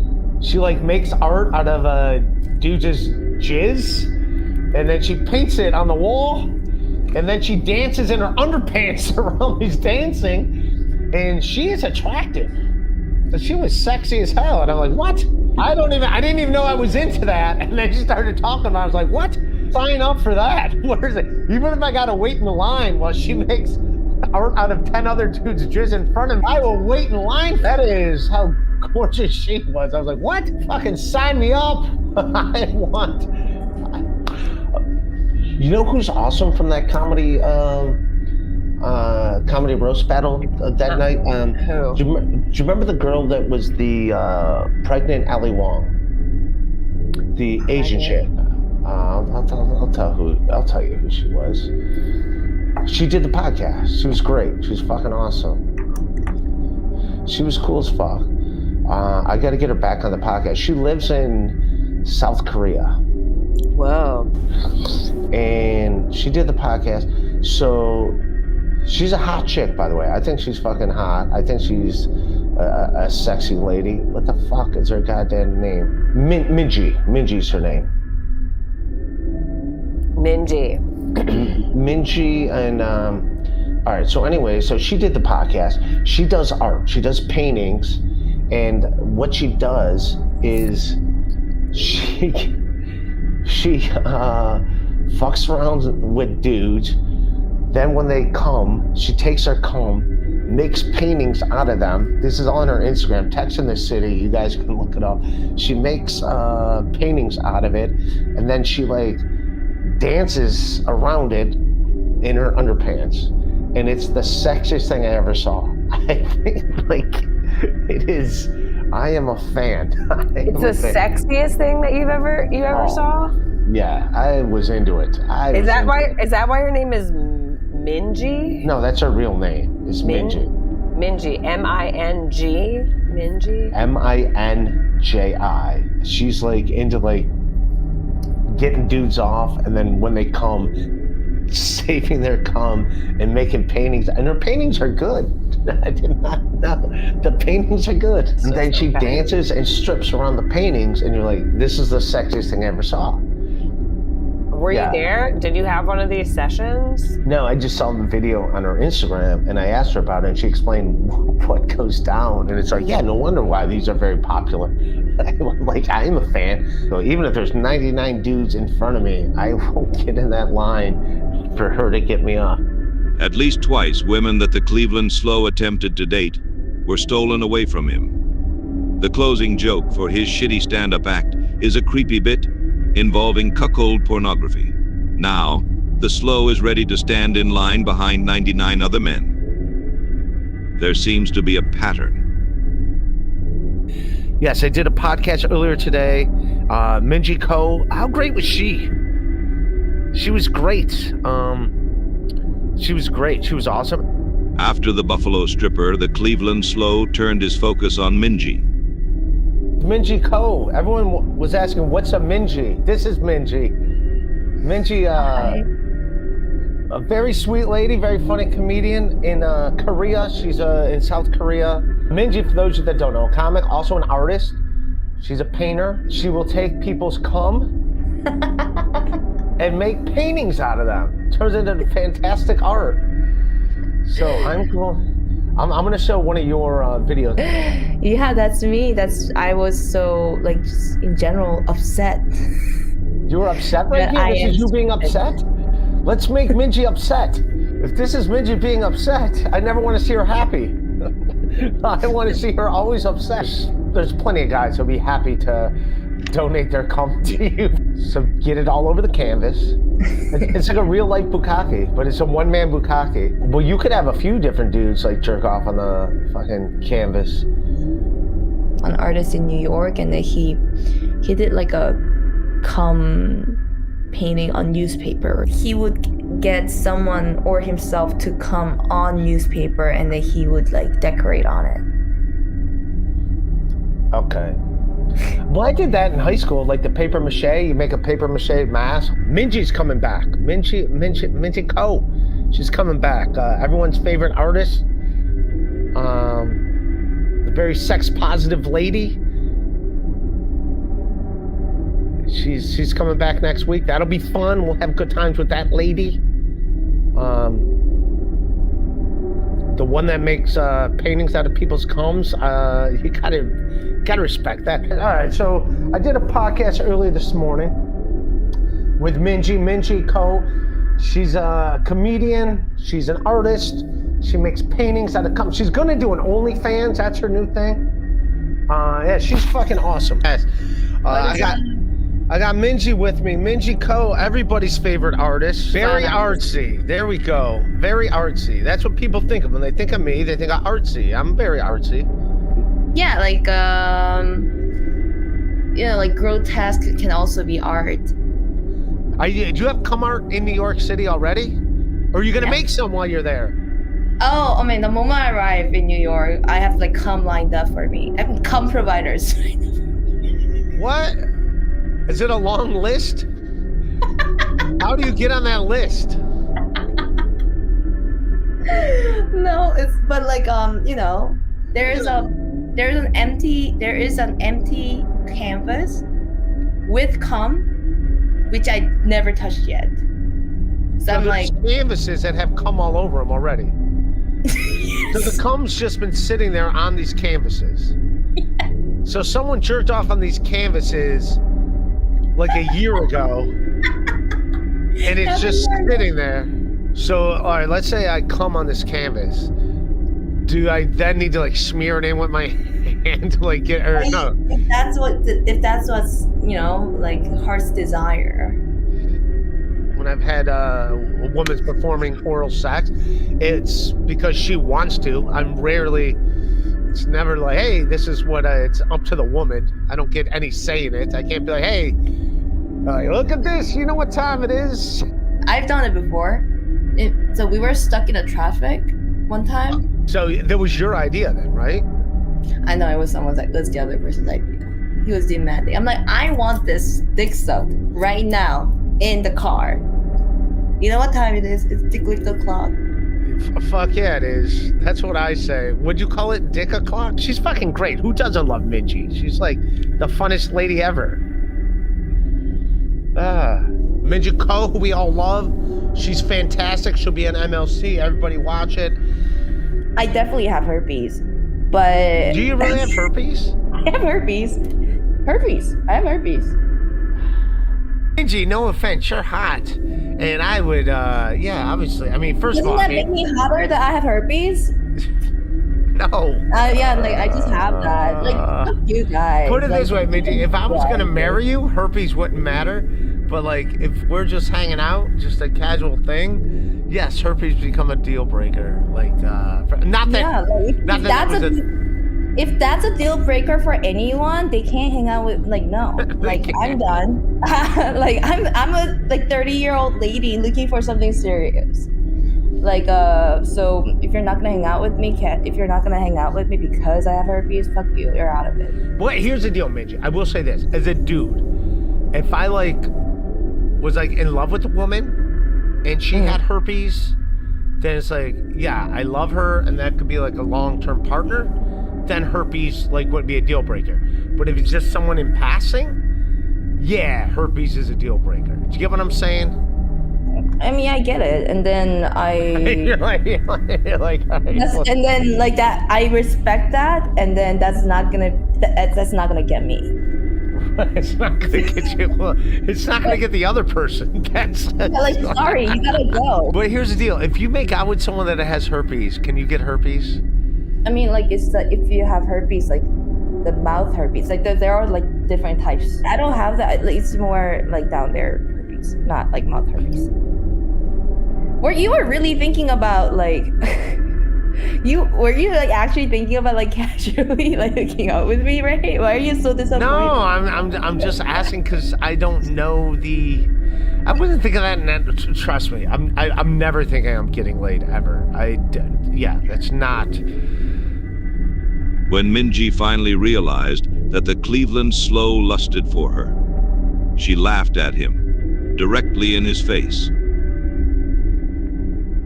I had a girl on my podcast last night, hilarious comedian, a fucking lovely lady, and only thing is she has genital herpes, so that stinks. Minji, she's been on my podcast a few times. She's a comedian and an artist. She was on MLC the other day. She's supposed to be some kind of that Oriental girl. Asian. Yeah. We call it Asian. Asian girl. Asian girl. Sorry. She's Asian, beautiful and sexy, but the genital herpes kind of like, you're like, I don't. Is she promiscuous? Is why she's got genital herpes, right? Yeah, she got it at a sex party. At a sex party? Oh, yeah, she goes to a sex party. That's the perfect woman for you, Ray. She can take you to all those sex parties. Does she really have herpes? Asking for a friend. Oh, okay. Yeah. Yeah, she does. I mean, I didn't see him. That's your girlfriend, dude. I told her, now I have to marry her, because she has genital herpes. So that would be like, it would have to be that. I mean, either all in or all out. There's no. I got Minji Co with me today. How are you, Minji? By the way, I got a cold sore. Herpes. But it does not necessarily mean you have a sexually transmitted disease. No, I haven't had sex in a while, so no, there is no. Yes, there's no way I could have gotten it. Wait, so can I ask when was the last time you got laid? It's I've gotten laid with it's been a while. We'll just say that. Minji asked the Cleveland Slow, what day did he last get laid? She should have asked what decade. Again, herpes is not a big deal. Fuck you. Stop making a big deal of this. Meanwhile, you're fucking everybody. They gotta risk it. Again, like, I just want people to take risks for me. Like, whether you want to get hurt, like, you might get herpes, you might get COVID, but you still want to, like, get me, you know? Right. Herpes. Got herpes? Herpes. Pictures of your herpes. Herpes. There she is, the lovely lady. Well, how many comics have you dated? Dated 2, fucked 5. Damn. Minji has fucked more comedians than the Cleveland Slow as women. I'm just saying, here you are, you're with a woman, you guys are having a good rapport, she's laughing at your jokes, which, let's be honest, that's rare. I'm just saying, this is nice. Why add me to the mix? You guys have a good, I feel like I'm listening in on a good third date. Like a third date going well. Minji, can I ask a question? Yes. Serious question. All these guys are focused on you and Ray having sex. Really? We're not. Stop. No, but here's my question. I didn't hold her hand. If Ray was Ray doesn't want to get herpes. That's what it is. But if Ray was like, look, I want to take you to the museum. Let's hang out. Maybe get a couple drinks. Go see a play or something, or a movie or whatever. Would that be something that appealed to you? No. Well, Ray, how are you gonna score? How are you gonna get a date with her? Have a relationship, not just with her, with any woman. Look who's here, the lovely Minji. Hey, Minji. What's up? Be nice to Minji, Liam. If he's not nice to you, I'm not standing for it. Minji, wasn't I so nice to you the last time we talked? Yeah, that was awesome. How are you, Liam? You and Ray are friends, and you're only friends. You're not gonna hook up, right? Nope. So what would it take a guy like Ray to get out of that and cross over to the romantically interested zone? All right, that was Liam, everybody. That was nice having Liam. Coltsy, has Ray ever gotten handsy with Minji? No. No. Nah. No, Ray, there's I did a roast. There's a roast I did Keith and the Girl like 15 years ago, and I kissed a lady that was also on the cheek, a friend of mine. Only the Cleveland Slow would try to excuse or defend his inappropriate touching of women at the Keith and the Girl roast.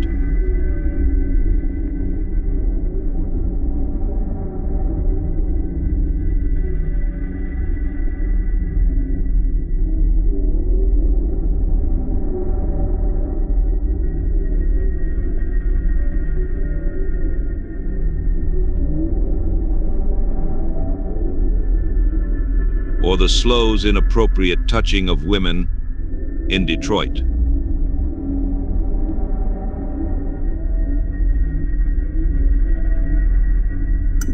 What's up, Minji? What up? How are you? All right. Bro, you called me like 3 times.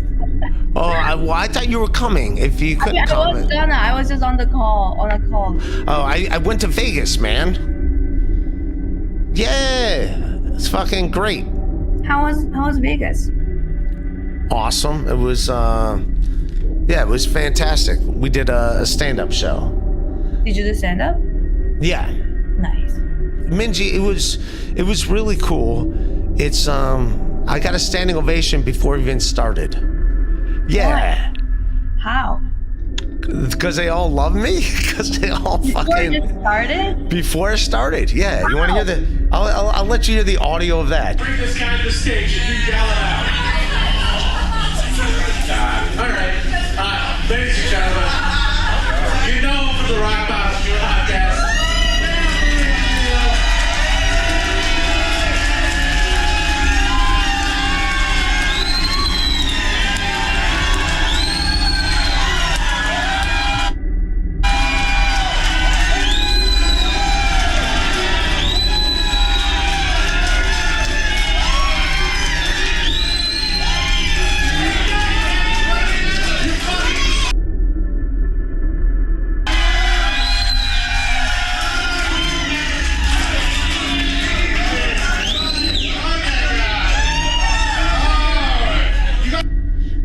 To this day, the Cleveland Slow believes that was a genuine standing ovation, that it was not in mockery of him. A level of stupid never before seen in primates.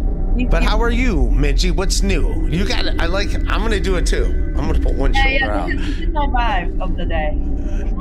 I'm gonna do it too. Yeah. It's me and Minji. We're fucking twinsies, dude. You know how we do things. I'm a little drunk, so like. Yeah. Yeah. So. I had a couple beers. I took an edible too. Drunk, stoned, and high on his Las Vegas delusions, the Cleveland Slow insisted on, quote, helping Minji with her comedy. Dave, nice to meet you. You look like a guy from Bushwick who says that he's a creative director of a movie that's called That's What's Up.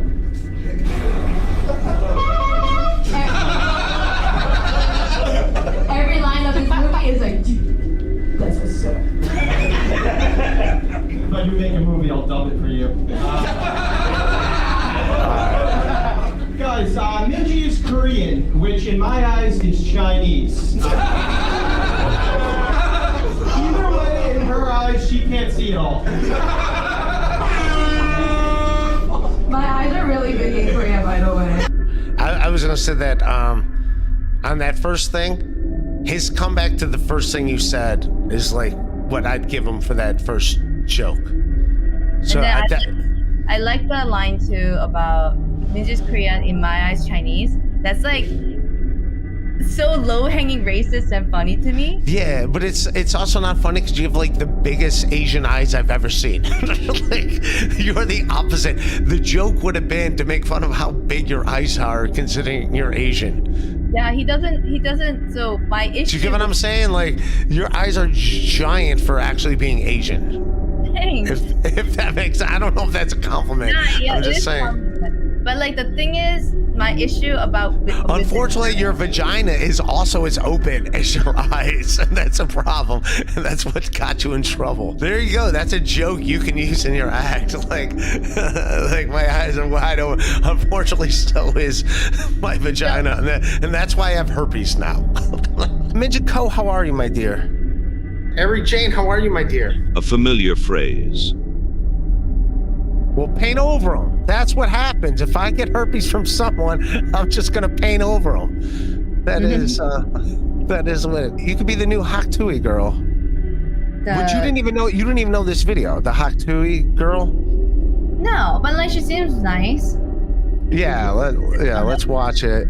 She got an agent, a talent agency, CIA or whatever, like signed her today, and like it's a big deal. That means nothing, getting signed by an agent. I had an agent in New York City. Minji, how are you, my dear? AerieJane, how are you, my dear? The Cleveland Slow is smitten. All right, I mean, I know you. I don't want to bring up herpes, but is that what herpes looks like? Why is there? It looks like there's a necklace. It looks like there's a beaded necklace around the head of the penis. It's sunflower seeds.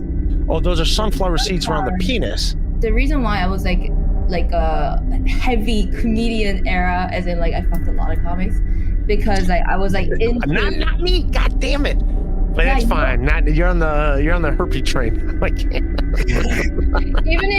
even if you're down for herpes, I won't be down. Yeah, I'm joking. I'm joking, Minji. I'm not that impressive sexually. I'm not that.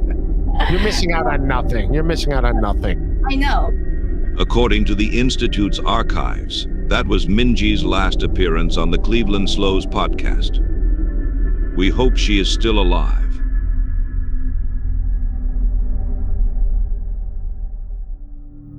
Chapter 8. Mating Habits of the Cleveland Slow. That's a nice shirt of The Sandlot. Yes, yeah. Did you watch that movie as a kid? Yeah, and emotionally I still identify with this as I'm sitting around with all my childhood Star Wars toys and Yeah, I mean, there may be a reason why you're single. What's been going on in your life, man? I thought I was dating a girl, but she doesn't want anything. She's like, hey, I don't think we're a match. I got that old text message. Well, then you weren't a match. What are you going to do? Move on. Section 1. Podcast Creep. Do people do Ray's show because he books the show at the stand? And then he gets people's numbers? Is that what happens? Because he gets a lot of women on the show, and then Ray can act like, and then Ray's take is, hey, I'm the only guy who gets women on my show. Ray runs this open mic at the stand, so all these open mic women think if they're nice to Ray, he'll get them on his stupid show. That's where he meets these women from. He gets their number. He's like, hey, I run the shoes day at the stand. Would you be interested? And they're like, yes. And then he gets their number, and he Jim Florentines them until they say yes. The Cleveland Slow is known to pester women at comedy clubs, badgering them about doing his podcast. I've known Ray a long time, but Ray is... Here's my problem with Ray. Ray can never just be like, yo, what's up, bro? It always has to be like, yo, what's up, bro? What can you now do for me? Yes! I've heard this. You're like, Ray, stop asking me for things, doggy. Ray, in a way, is funny, but he like lives on people's couches. Like his life is so bad. Ray's so bad. You can't even believe it. This woman who's younger than Ray has to explain a part of the brain. That's how dumb Ray is. And Ray is like, oh. And I don't know why Ray has these women on. Does he think, but she's engaged. She lives with her dad. All these women that won't fuck Ray somehow knows it. She's my pal. I mean, I don't know what Ray tells these fucking women, you know? Well, he tells, I don't know. I got him to admit on his show that I don't send them creepy messages. And, or, you know, because that's what he was saying. He doesn't send them or you don't send them? I don't send, because he was saying on his show, like, I sent Minji creepy messages. I sent Tracie Jayne creepy messages. Like, that is being a creep to these women that I don't know.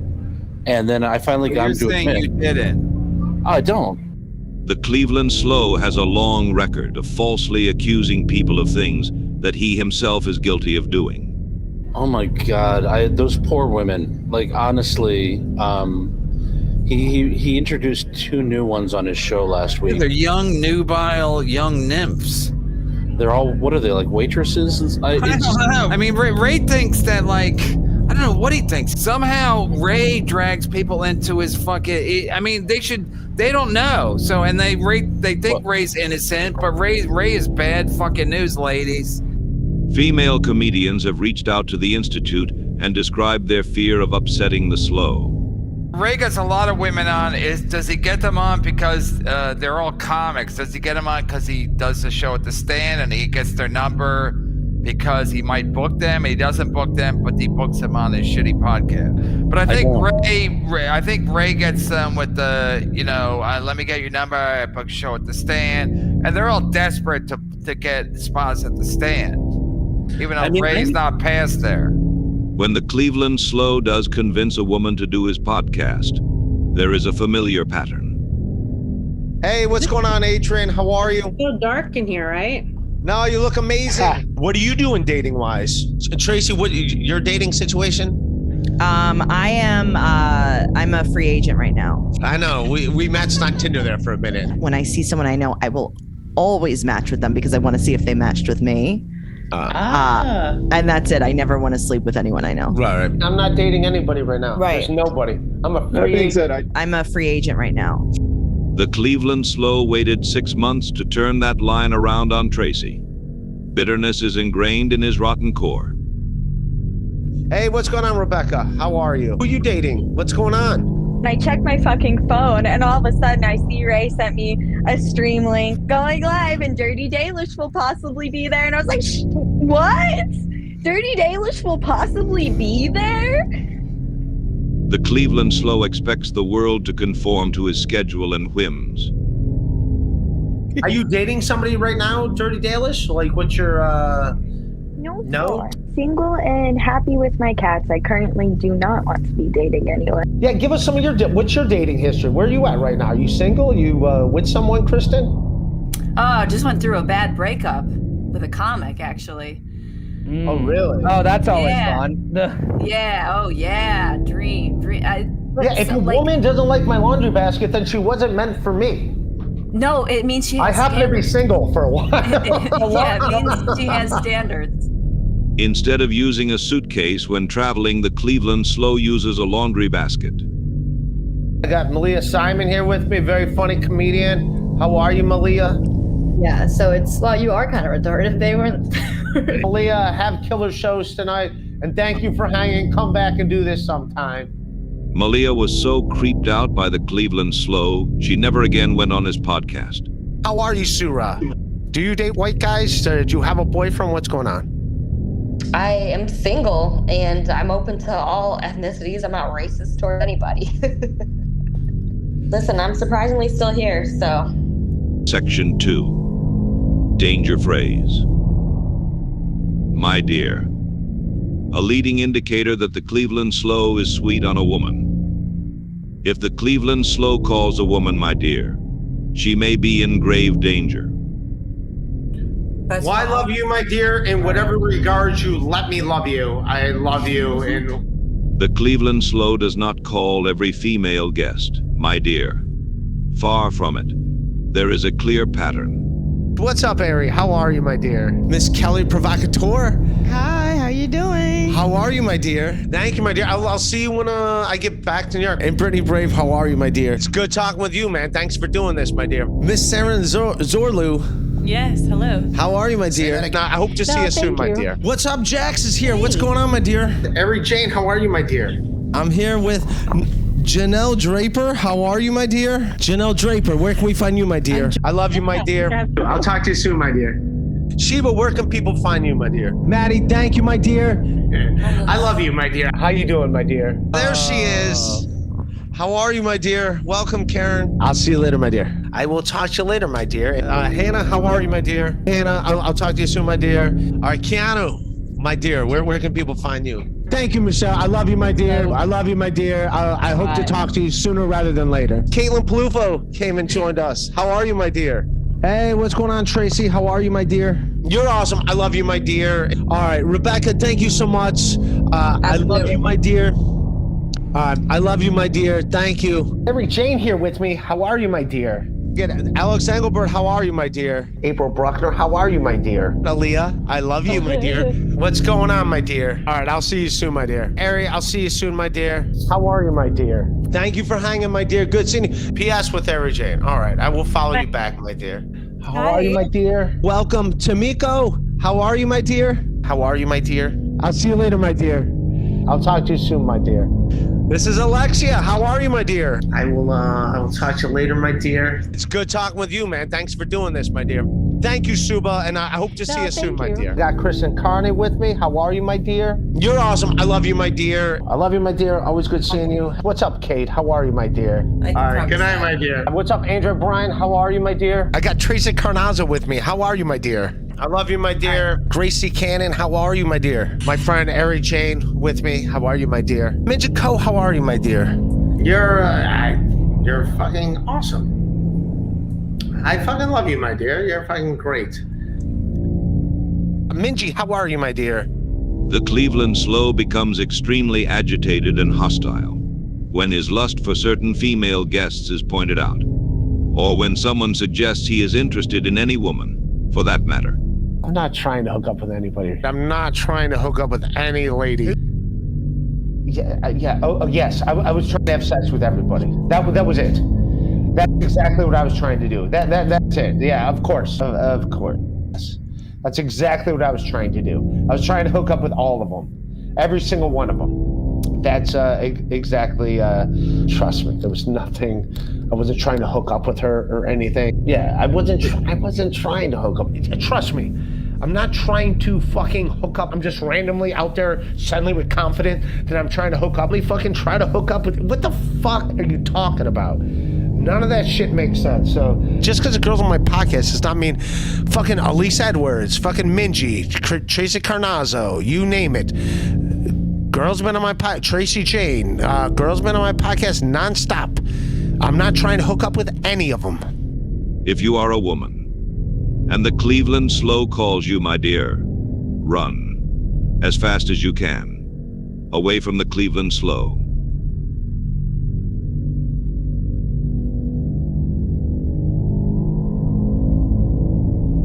Section 3. Elise Edwards. Elise, where can people find you, my dear? Elise, how are you, my dear? Elise, how are you, my dear? Elise Edwards, how are you? What's going on, my dear? What do you want to plug, my dear? What's up, Elise Edwards? How are you, my dear? I'll see you soon, my dear. Elise, how are you, my dear? I love you, my dear. Miss Elise Edwards, how are you, my dear? A later volume in this series will extensively explore how the Cleveland Slow has terrorized Elise Edwards. I went on a couple dates with this one dude, and then I was like, you're nice, and I've had a couple of nice dates, but I thought he was corny as hell, and I just had to pull the plug. Ray, did it hurt when she told you that? Elise and I never did. We're too good of friends to even, nor would she be interested in me. This section focuses on the Cleveland Slow's occasional weird attempts to slyly get with Elise. I hadn't seen Ray in a while, and he was doing a show that was on a rooftop during quarantine, and I was actually I was hired there to be a DJ. I wasn't on the show as a comic, and I was wearing like a half, like a crop top, and like I was definitely looking more like my DJ self and not my comic self. And Ray said that he was about to go and like hit on me, and then I turned around and he was like, "Oh!" Yeah, I realized it was her. I realized it was Elise. And his creepy insistence that he does not. I admit I was going to hit on you, and then I'm like, oh, I know her. I'm not hitting on her. Have you ever kissed Ray? No. We're at Ray Borgson. That's a no. You've never kissed Ray. You guys have never been so drunk he just tried to kiss you. No. If he tried to kiss you, would you slap him? Probably. Have you ever seen Ray with a woman? I have not. Not one that he was like, Case closed, wet. Your Honor. But I want you to know, Ray, that I've called you cheap before, and I've already told Bob this. I've already said this on the air about the time when Ray came and used my spare room, my studio that I'd converted into a studio during quarantine because I lost my roommate. And, you know, I had people paying to use my green screen. I had a whole wall-to-wall green screen. And he fucking, you know, thinks he's getting it au gratis and all this shit. And I was like, God damn it, Ray. All right, I'll give you the room, but, you know, that's it. And then he needed a fucking camera tech. And then he needed whatever. And then he needed someone to dab the fucking sweat off his brow every 5 seconds, you know, so he could get a fucking minute and 30-second video that wasn't just a man sweating uncomfortably in front of a green screen. So, you know, the whole thing was, I get paid for this shit, Ray, and you're just monopolized my entire fucking day. And he's like, okay, you know, I'll make it up for you. You know, I'll get like, let's go out. I'll buy you some drinks, you know, be fun. I was like, okay. He's like, I'll get you on a show. And I was like, all right, you know, like, I was in the middle of fucking full-on lockdown, you know, so he gets me on Ray Gootz's show, who has a backyard, which is a fun time, but, you know, it's not paid. And he's, and then he shows up with fucking 3 Coors Light tall boys in a fucking plastic bag, and he hands one to me. So I had to set him straight. And then I called him cheap, just dead ass to his face. And I was like, do not ever pull a stunt like this to me, and don't ever pull a stunt like this to anyone I know, and let me hear about it. Has Ray ever stayed at your house? No. But he used your equipment, pun intended. He used your equipment, but he never stayed at your house. That's correct.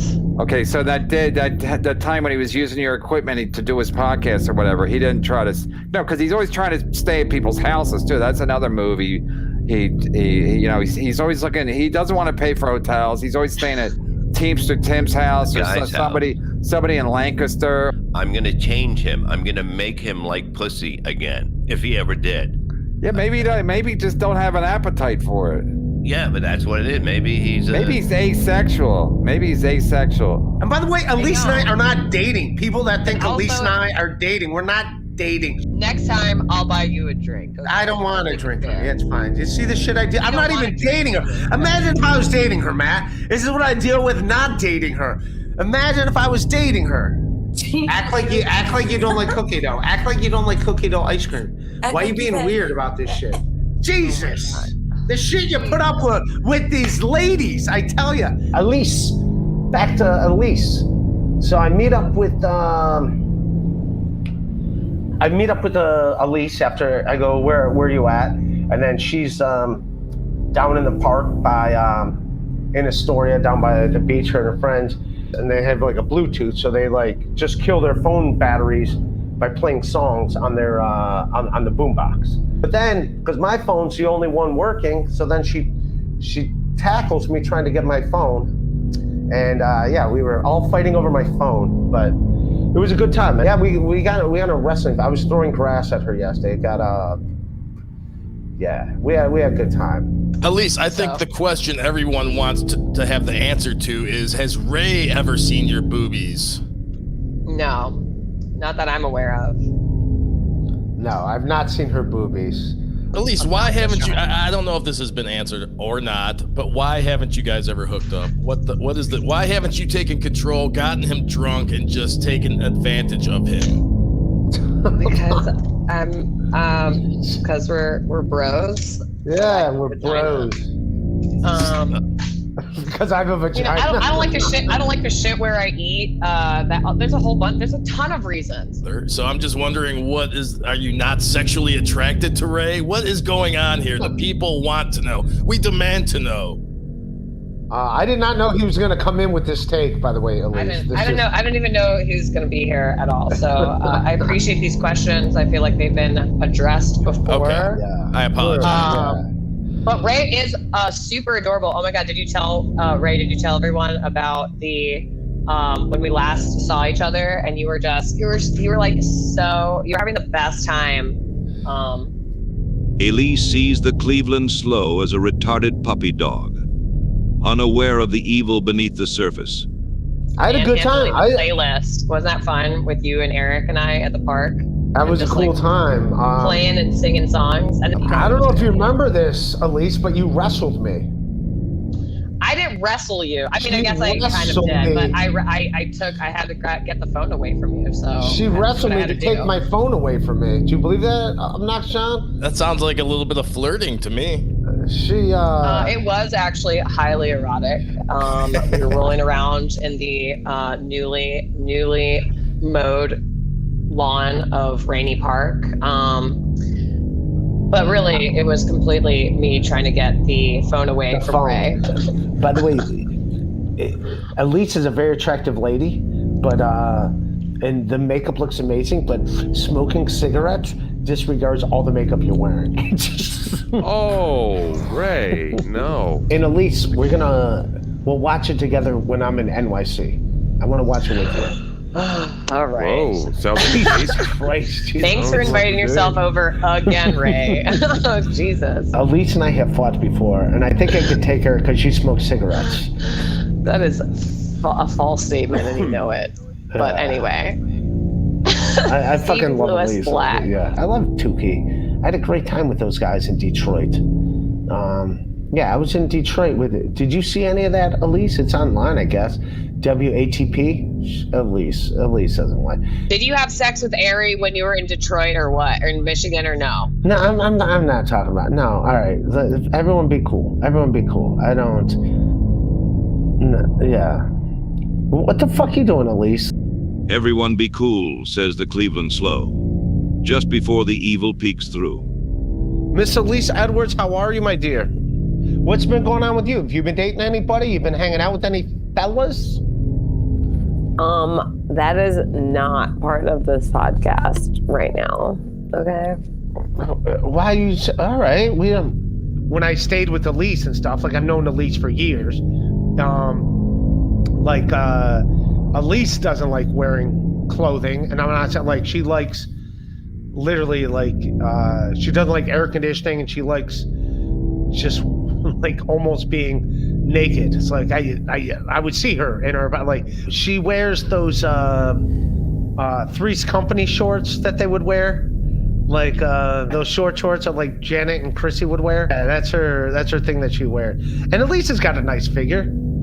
We were supposed to go down to Atlantic City last summer together. There was a whole thing that came up on air, and I kind of kept quiet about it. He straight up told me that he wanted to try to get with, what's her name, the astrologist. Elise. Yeah. Elise. So I was like, hey man, let's split a room in AC for the summer. And Ray legitimately said to me, hey man, I'm gonna try to bring Elise down and hook up with her that weekend, so I need my room to myself. And it was like, all right, bud, sure, okay, that's kind of an overshare, but sure. So he is absolutely one of these kind of like down low, creepy dudes who tries to weasel his way into getting nowhere, but still, so. The Cleveland Slow attempts to argue that his secret plan to seduce Elise was not real, because Elise does not remember it. Even by slow logic standards, that is incredibly stupid. I was talking to Elise. Elise, if I would have started sooner, Elise was going to come on. I talked to Elise yesterday with that Stevie Lou thing going on of like, Ray was bringing Elise to Atlantic City. So I talked to Elise yesterday. I was like, were you ever supposed to go to Atlantic City? Was there ever a thing about you going to Atlantic City? She's like, why? What's in Atlantic City? Are you going there? And I was like, no, I already went there. I'm like, were you supposed to go? She had no idea. Elise doesn't remember anything about, and Elise is a good friend of mine. And as much as I like Elise, and she is attractive, no, there's never been any sexual tension between her and me at all. She will definitely sign off on that. She's a friend of mine. She knows nothing about this, about that whole thing. Why don't you like Ray DeVito? Every time I've been around him, I'm like, God, it feels like I just walked into a spider web, Wow. It's that thing in your gut that's like, there's something up with this guy. The word creep never came to my mind. It was more like gross. Something gross. That's why I called him disgusting. And now I'm seeing it. I didn't know Ray, but I'm seeing it now. Ray is diabolical when it comes to women and stuff, and he was like, hey, listen, I'm gonna try to really put the moves on Elise that weekend. So Ray's been trying to say Elise is just my friend, and that's his. She's my friend. But I've heard him say that about that lady. What's her name? Elise. I've heard him say that about her a million times. That no, she's just a friend of mine, but he stays at her apartment. Ray's a creepy fucking dude. Right. I bet when she falls asleep, Ray like looks in her room and shit, or probably maybe stands on the outside of her bedroom and jerks off. I bet he does. Being of a kind-hearted nature, Elise attempts to be gentle while strongly enforcing barriers with the Cleveland slow. Reels. Elise, what would you say is a primary barrier to you and Ray being romantic?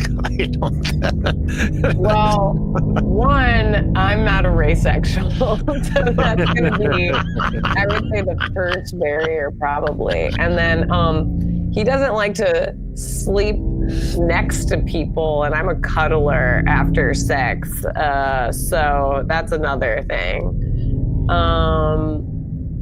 3, I don't know. I think we're two picky people who absolutely, we have basically a podcast relationship, and sometimes. No, you're my friend, but at the same time, I'm kidding. When it comes to Elise, like I'm just, I think you're attractive. When he thought I was hot, and then he found out that it was me on top of wherever with like Tiny Cupboard was doing the shows in the summer arena on the rooftop during COVID. Yeah, I was like, whoa, look at that hot chick. Like, he's like, whoa, yeah. She's like, oh shit, oh my god, I'm sorry. That's Elise. I know fucking Elise.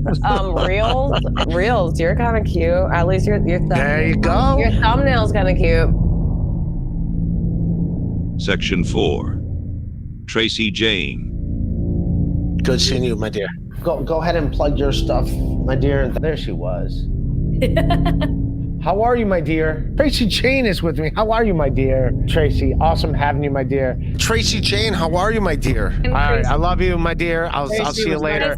Good to see you, my dear. Tracie, I'll talk to you soon, my dear. Tracie Jayne, how are you, my dear? Tracie Jayne is an anomaly. A slow of the Pittsburgh variety, she is actually attracted to the Cleveland slow. I think Ray's adorable. I think he's cute as hell. But that's what you want at 50. I would go out with him. She stays in shape at the gym, has similar interests in professional sports and consuming alcohol. And she has made it very clear that she is willing to support a deadbeat, loser boyfriend. So I think you should hook up with Ray in Detroit and get something started with you two lovebirds. I think you guys would look great together. Everybody keeps saying that Ray and I need to just give it a shot. No, I'm good. Some speculate it is because she is of legal age and doesn't have a penis. It's a bunch of like teenage dudes just hanging out drinking beer, like underage dudes drinking beers. Yeah, I'm gonna fucking be naked just to make them get the fuck out of there. Like, give me my space. It's more like a boxing out move. Whatever the reason, the Cleveland slow is vehement in his disinterest. Tracie Jayne, how are you? She's an actress, and if you watch The Wolf of Wall Street, she's a lovely lady that gave Leonardo DiCaprio a lap dance. She got to lap dance for Leonardo DiCaprio, and she also works in finance where the people owned the Titanic that was in the sea. So she is very tied together with Leonardo DiCaprio, whether it's her legs around him or the Titanic, the boat that he died on in the movie. She and Leonardo DiCaprio are like this. But now she's too old for him. She's way too old. Thanks. Because Ray, have you showed this broad your gang bag? No, I will never show Tracie my gang bag. She's a friend of mine. She's we've known each other for years. There's no yang bags being shown. You two should date. No, Tracie's fucking awesome. She's a comic. She's a buddy of mine. And she's awesome, and Kevin wants her on MLC. They're trying to hook up me and Tracie Jayne's my friend. That's all. What is the deal? Are you and Ray gonna perhaps go on a date and maybe try to find some romance? I think everybody's trying to fix us up, but Ray's a great guy. On the MLC podcast, they decided that Ray is Ray-sexual. Oh no, I don't. I think you'd have to ask Ray that. I don't believe that. I just think Ray has not found the right woman yet. I'm a lot older than Ray. Not a lot. I'm fine. So Tracie, what is your relationship with Ray? How long have you known Ray? What's the deal? I don't know. You know, I was a comic in New York forever, and I was just the comic forever. And we were on a fantasy football league, and I adore Ray, and I think he's wonderful, and that's it. I don't like random hookups. I like a girl that I can like fucking bond with. I like a girl that like we're on the same page with. I like that. A woman that accepts me for me, and we're cool. That's it. I don't like. Yeah, I'm not trying to trick a woman into anything. Now, have you and Ray ever dated, or have you guys just always been good but friends?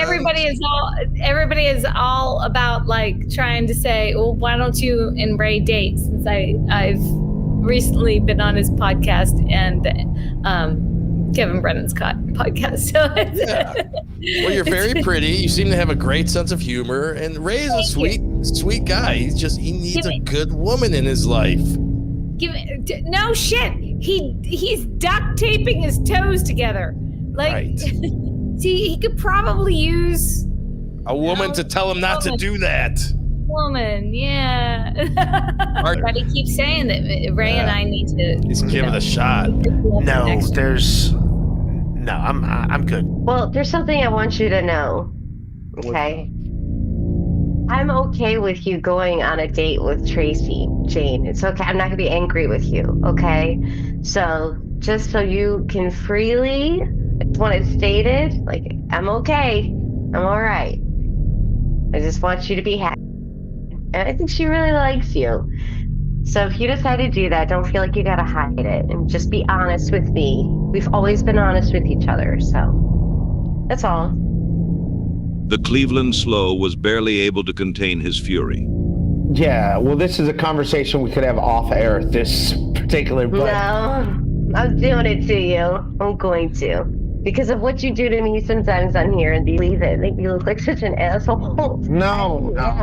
I don't need it worse. Just a few weeks after Detroit, the Cleveland Slow briefly changed course on Tracie Jayne, suggesting they could possibly date. However, she was already seeing someone at this point. I don't know. I'd go on a date with you. I would say that, yeah. I mean, someone's got to run that by you, but I would go on a date with you. Yeah. Don't worry about that shit. Fucking move on. You're a beautiful lady. You don't gotta fucking worry about this dude. Just fucking move on. Like, you're fine. You're gonna be okay. But there's a bunch of people that would date you, so you're fine. By the time Tracie Jayne was single again, the Cleveland Slow was completely obsessed with Minji. He flipped the fuck out on me. I've already blocked him. Oh, really? You blocked this guy. I paid $50,000 to meet him. Yeah. Sorry, you flip out and you start like being a dick to me. Block. Okay. Like Tracie Jayne like literally said she would go on a date with you. No, she lives in Pittsburgh. If she lived in the same town as me, maybe that could be a thing. But like, that's a trip down I-80. You do that every day to murder hookers. Like, just go murder a hooker, and then once you've got that out of your, let's see Tracie Jayne.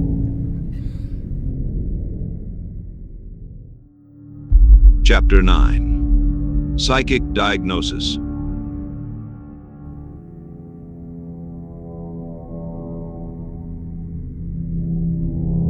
January of 2025. The Cleveland Slow had a new guest on his podcast.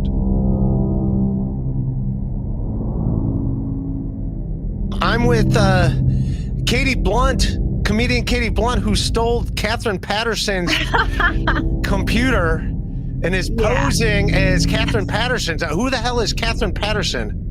I don't know. It's a complicated. There's a complicated answer to that question. I gotta look her up. Her name's Katie Blunt, but she's a psychic. I do a psychic reading comedy show, so I give psychic readings to sometimes audience members, sometimes comics after their sets, and I don't see the future, but I can read people's memories. So if you want, I could give you a reading. So if you want to set up another thing where I'd give you a psychic reading and I look at your memories, we could do that. But it's authentic. Like I really do see things and I do see trauma stuff. So if what? Yeah. I have a theory about why he asked her to do the show, which is I think he didn't seem to know she was engaged. And she is like a slender, athletic woman. And I think Ray, it seemed like whenever she would talk about her, fiance or like ex-boyfriend or whatever, he would get like kind of weird about it. Like weird in a way that Ray doesn't normally get weird, Right. She teaches at Columbia. Teaches what? Psychic? I don't know. Psychic knowledge? I mean, all I know is she teaches at Columbia, so she probably hates Jews as much as you do. But also it's like, so she was like, look, I have these girl-on-girl stories from rehab. And Ray immediately asks 20 different questions. Like he's afraid that she might start, like she's afraid this show. Ray goes, next show. Next show. Next show. Do it now. He's like, do you want to tell the story? Or maybe you want to go to sleep? And she's like, okay, yeah, I'll go to sleep. Want to do it now? Or you want to go to bed? I don't. I feel like we might. We're at like an hour 20 something into it. I feel like maybe it'd be better to do it as its own thing. So I don't have girl on girl stories from boarding school, but I do from rehab. Oh, from rehab. Whoa. From rehab, yeah. Save that for the next show. Okay, we'll save it for the next show. Yeah, save it for the next show. Ray goes, next show. And next show. Next show. How about you got to live for today? February 11th. The Cleveland Slow has Katie booked for a psychic reading. Miss Katie, what? Did you want to get a psychic reading? So explain what a psychic reading is. So, okay. I don't know exactly how it works, but I do it. I don't know how I perceive it's. What it feels like to me is I go into like a state of mind. The Cleveland Slow is already unable to follow, I guess. And then it's as if you were to close your eyes for a minute and then talk to a person and you're just reciting the daydream that you just saw. And as you're reciting the daydream, the person is like, oh, right. Yeah. But it's like, I sometimes can't even put the pieces together. Like I had one person that I read, this was not at a comedy show, but I read one person and I described an alley, like this alley that I was looking at. And I was like, I don't know why I'm looking at this alley. I just feel like kind of uncomfortable in this space. And she was like, oh, I got molested there. The Cleveland Slow is suddenly and maximally distressed. All right, let's do some psychic reading. So what's going on? All right. Okay, so I'm going to center first. Yes. Do I got to close my eyes or No, you're don't just have to do centering? anything. Okay. I'm just centering, and then I'm going to read you. And it's going to take me a few minutes to kind of, first of all, I just have to make sure I have permission, right? You give me. Yeah. Okay. I give you consent. Okay. Let me take a look.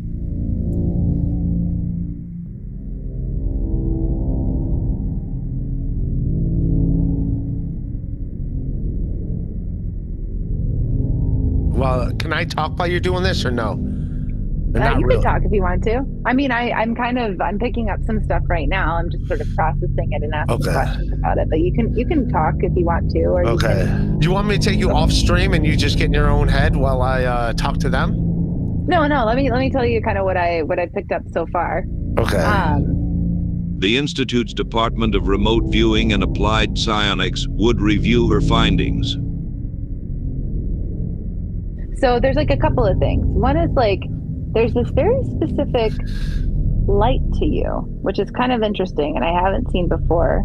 And usually I see light that's like arranged according to like a person's chakra system, but you have this like, it's like this little window. Katie made a critical mistake. What she is observing is not the Cleveland Slow's light, for he has none. The Slow is a creature of darkness. What she is observing is the light of the world, filtered through the tiny intellect of the Cleveland Slow into the dark dungeon of his being.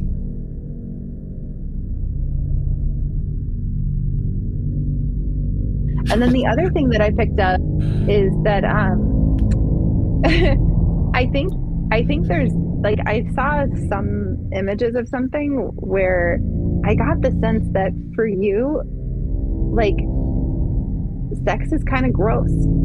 It's like a little there's something Sex is about, gross? Yeah, there's something about physical intimacy that's like a little bit gross or creepy, or there's something about like bodies together that's like a little bit ick for you. What the fuck? Gross. Creepy. Ick. Katie is now observing with full accuracy. What does that mean? Translate for...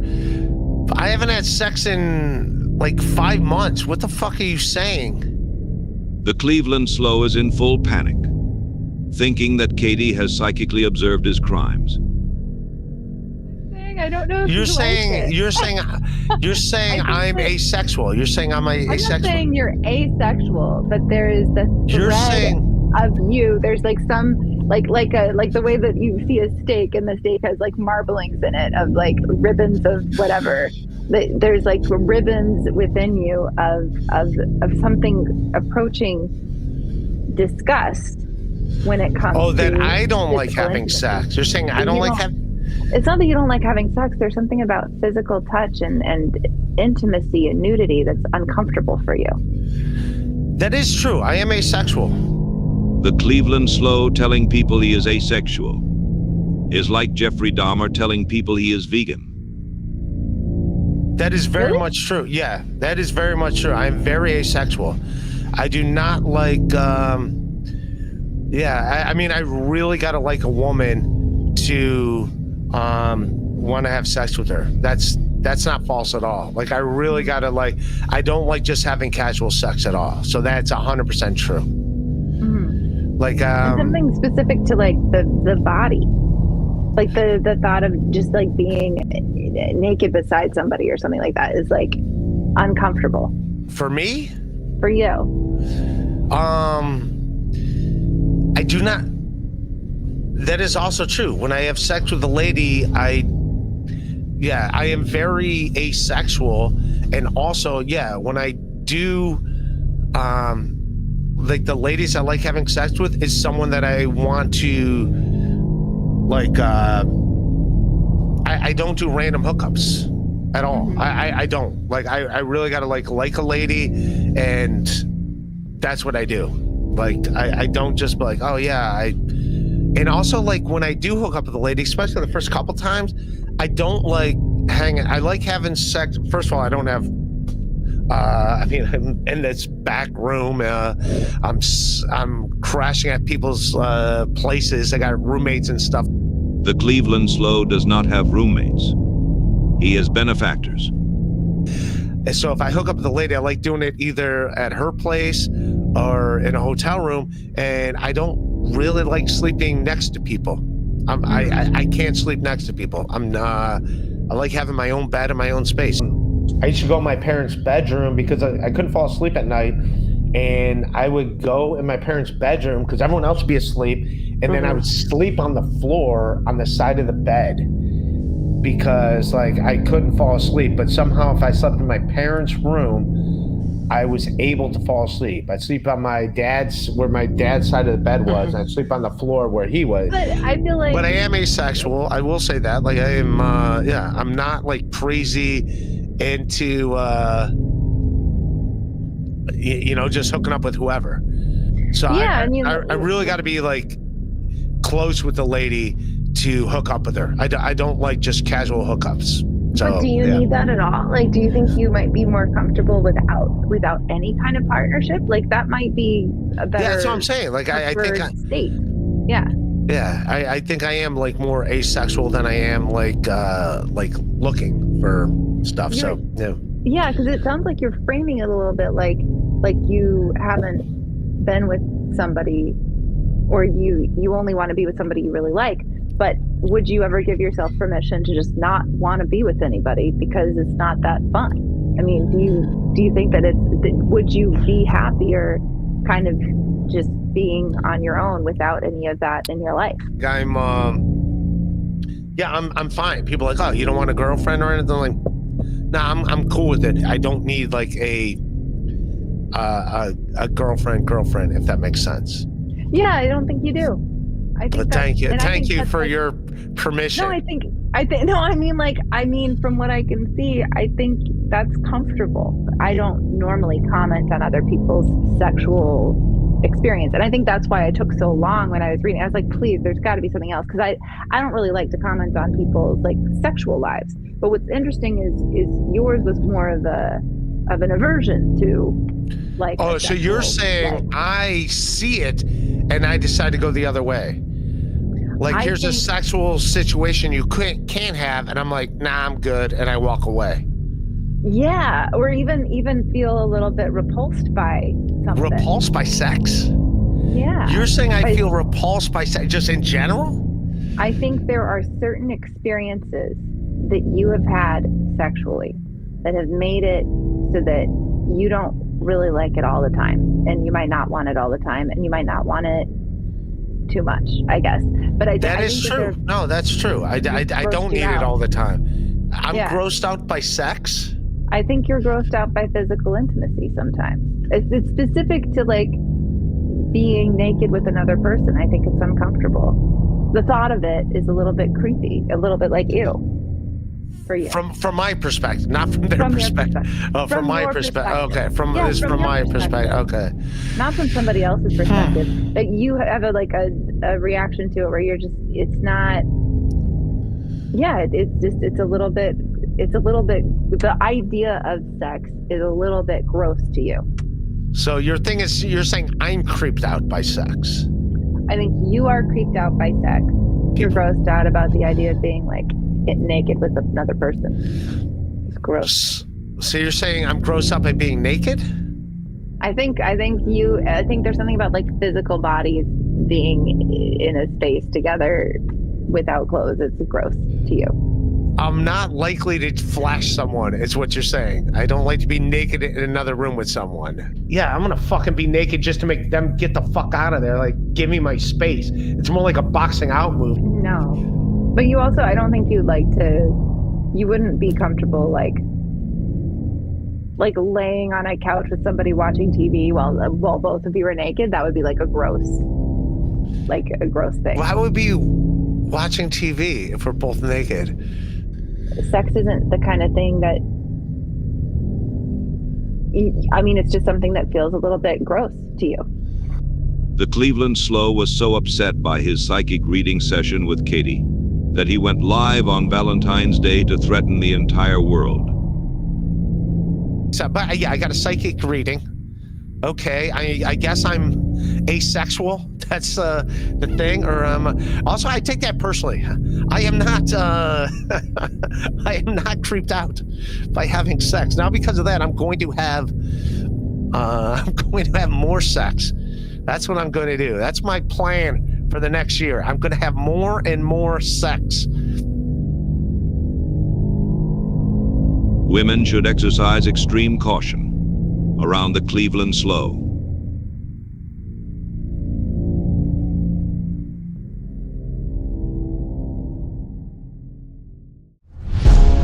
I love my mom. She's dead. Growing up, her not being cool to me, that's why I am the way I am. I do want a girlfriend. I do want to have sexual relations with a girl. I need her to be like actively want to pursue me. My first girlfriend, that relationship ended. She dumped me for not having sex with her. I was like scared for even to like touch my penis. Well, I love you, my dear. In whatever regards you let me love you. I love you. Everyone be cool. Everyone be cool. I don't. What the fuck you doing, Elise? There was a stripper from Buffalo that came to the show, and then I made out with her, and I'm telling everyone she's going to be my new girlfriend. I didn't hit you. You know I didn't hit you. I didn't hit you. I wanted to, but I didn't hit you. I mean, my mom's dead. She's a piece of shit to me when I was a kid.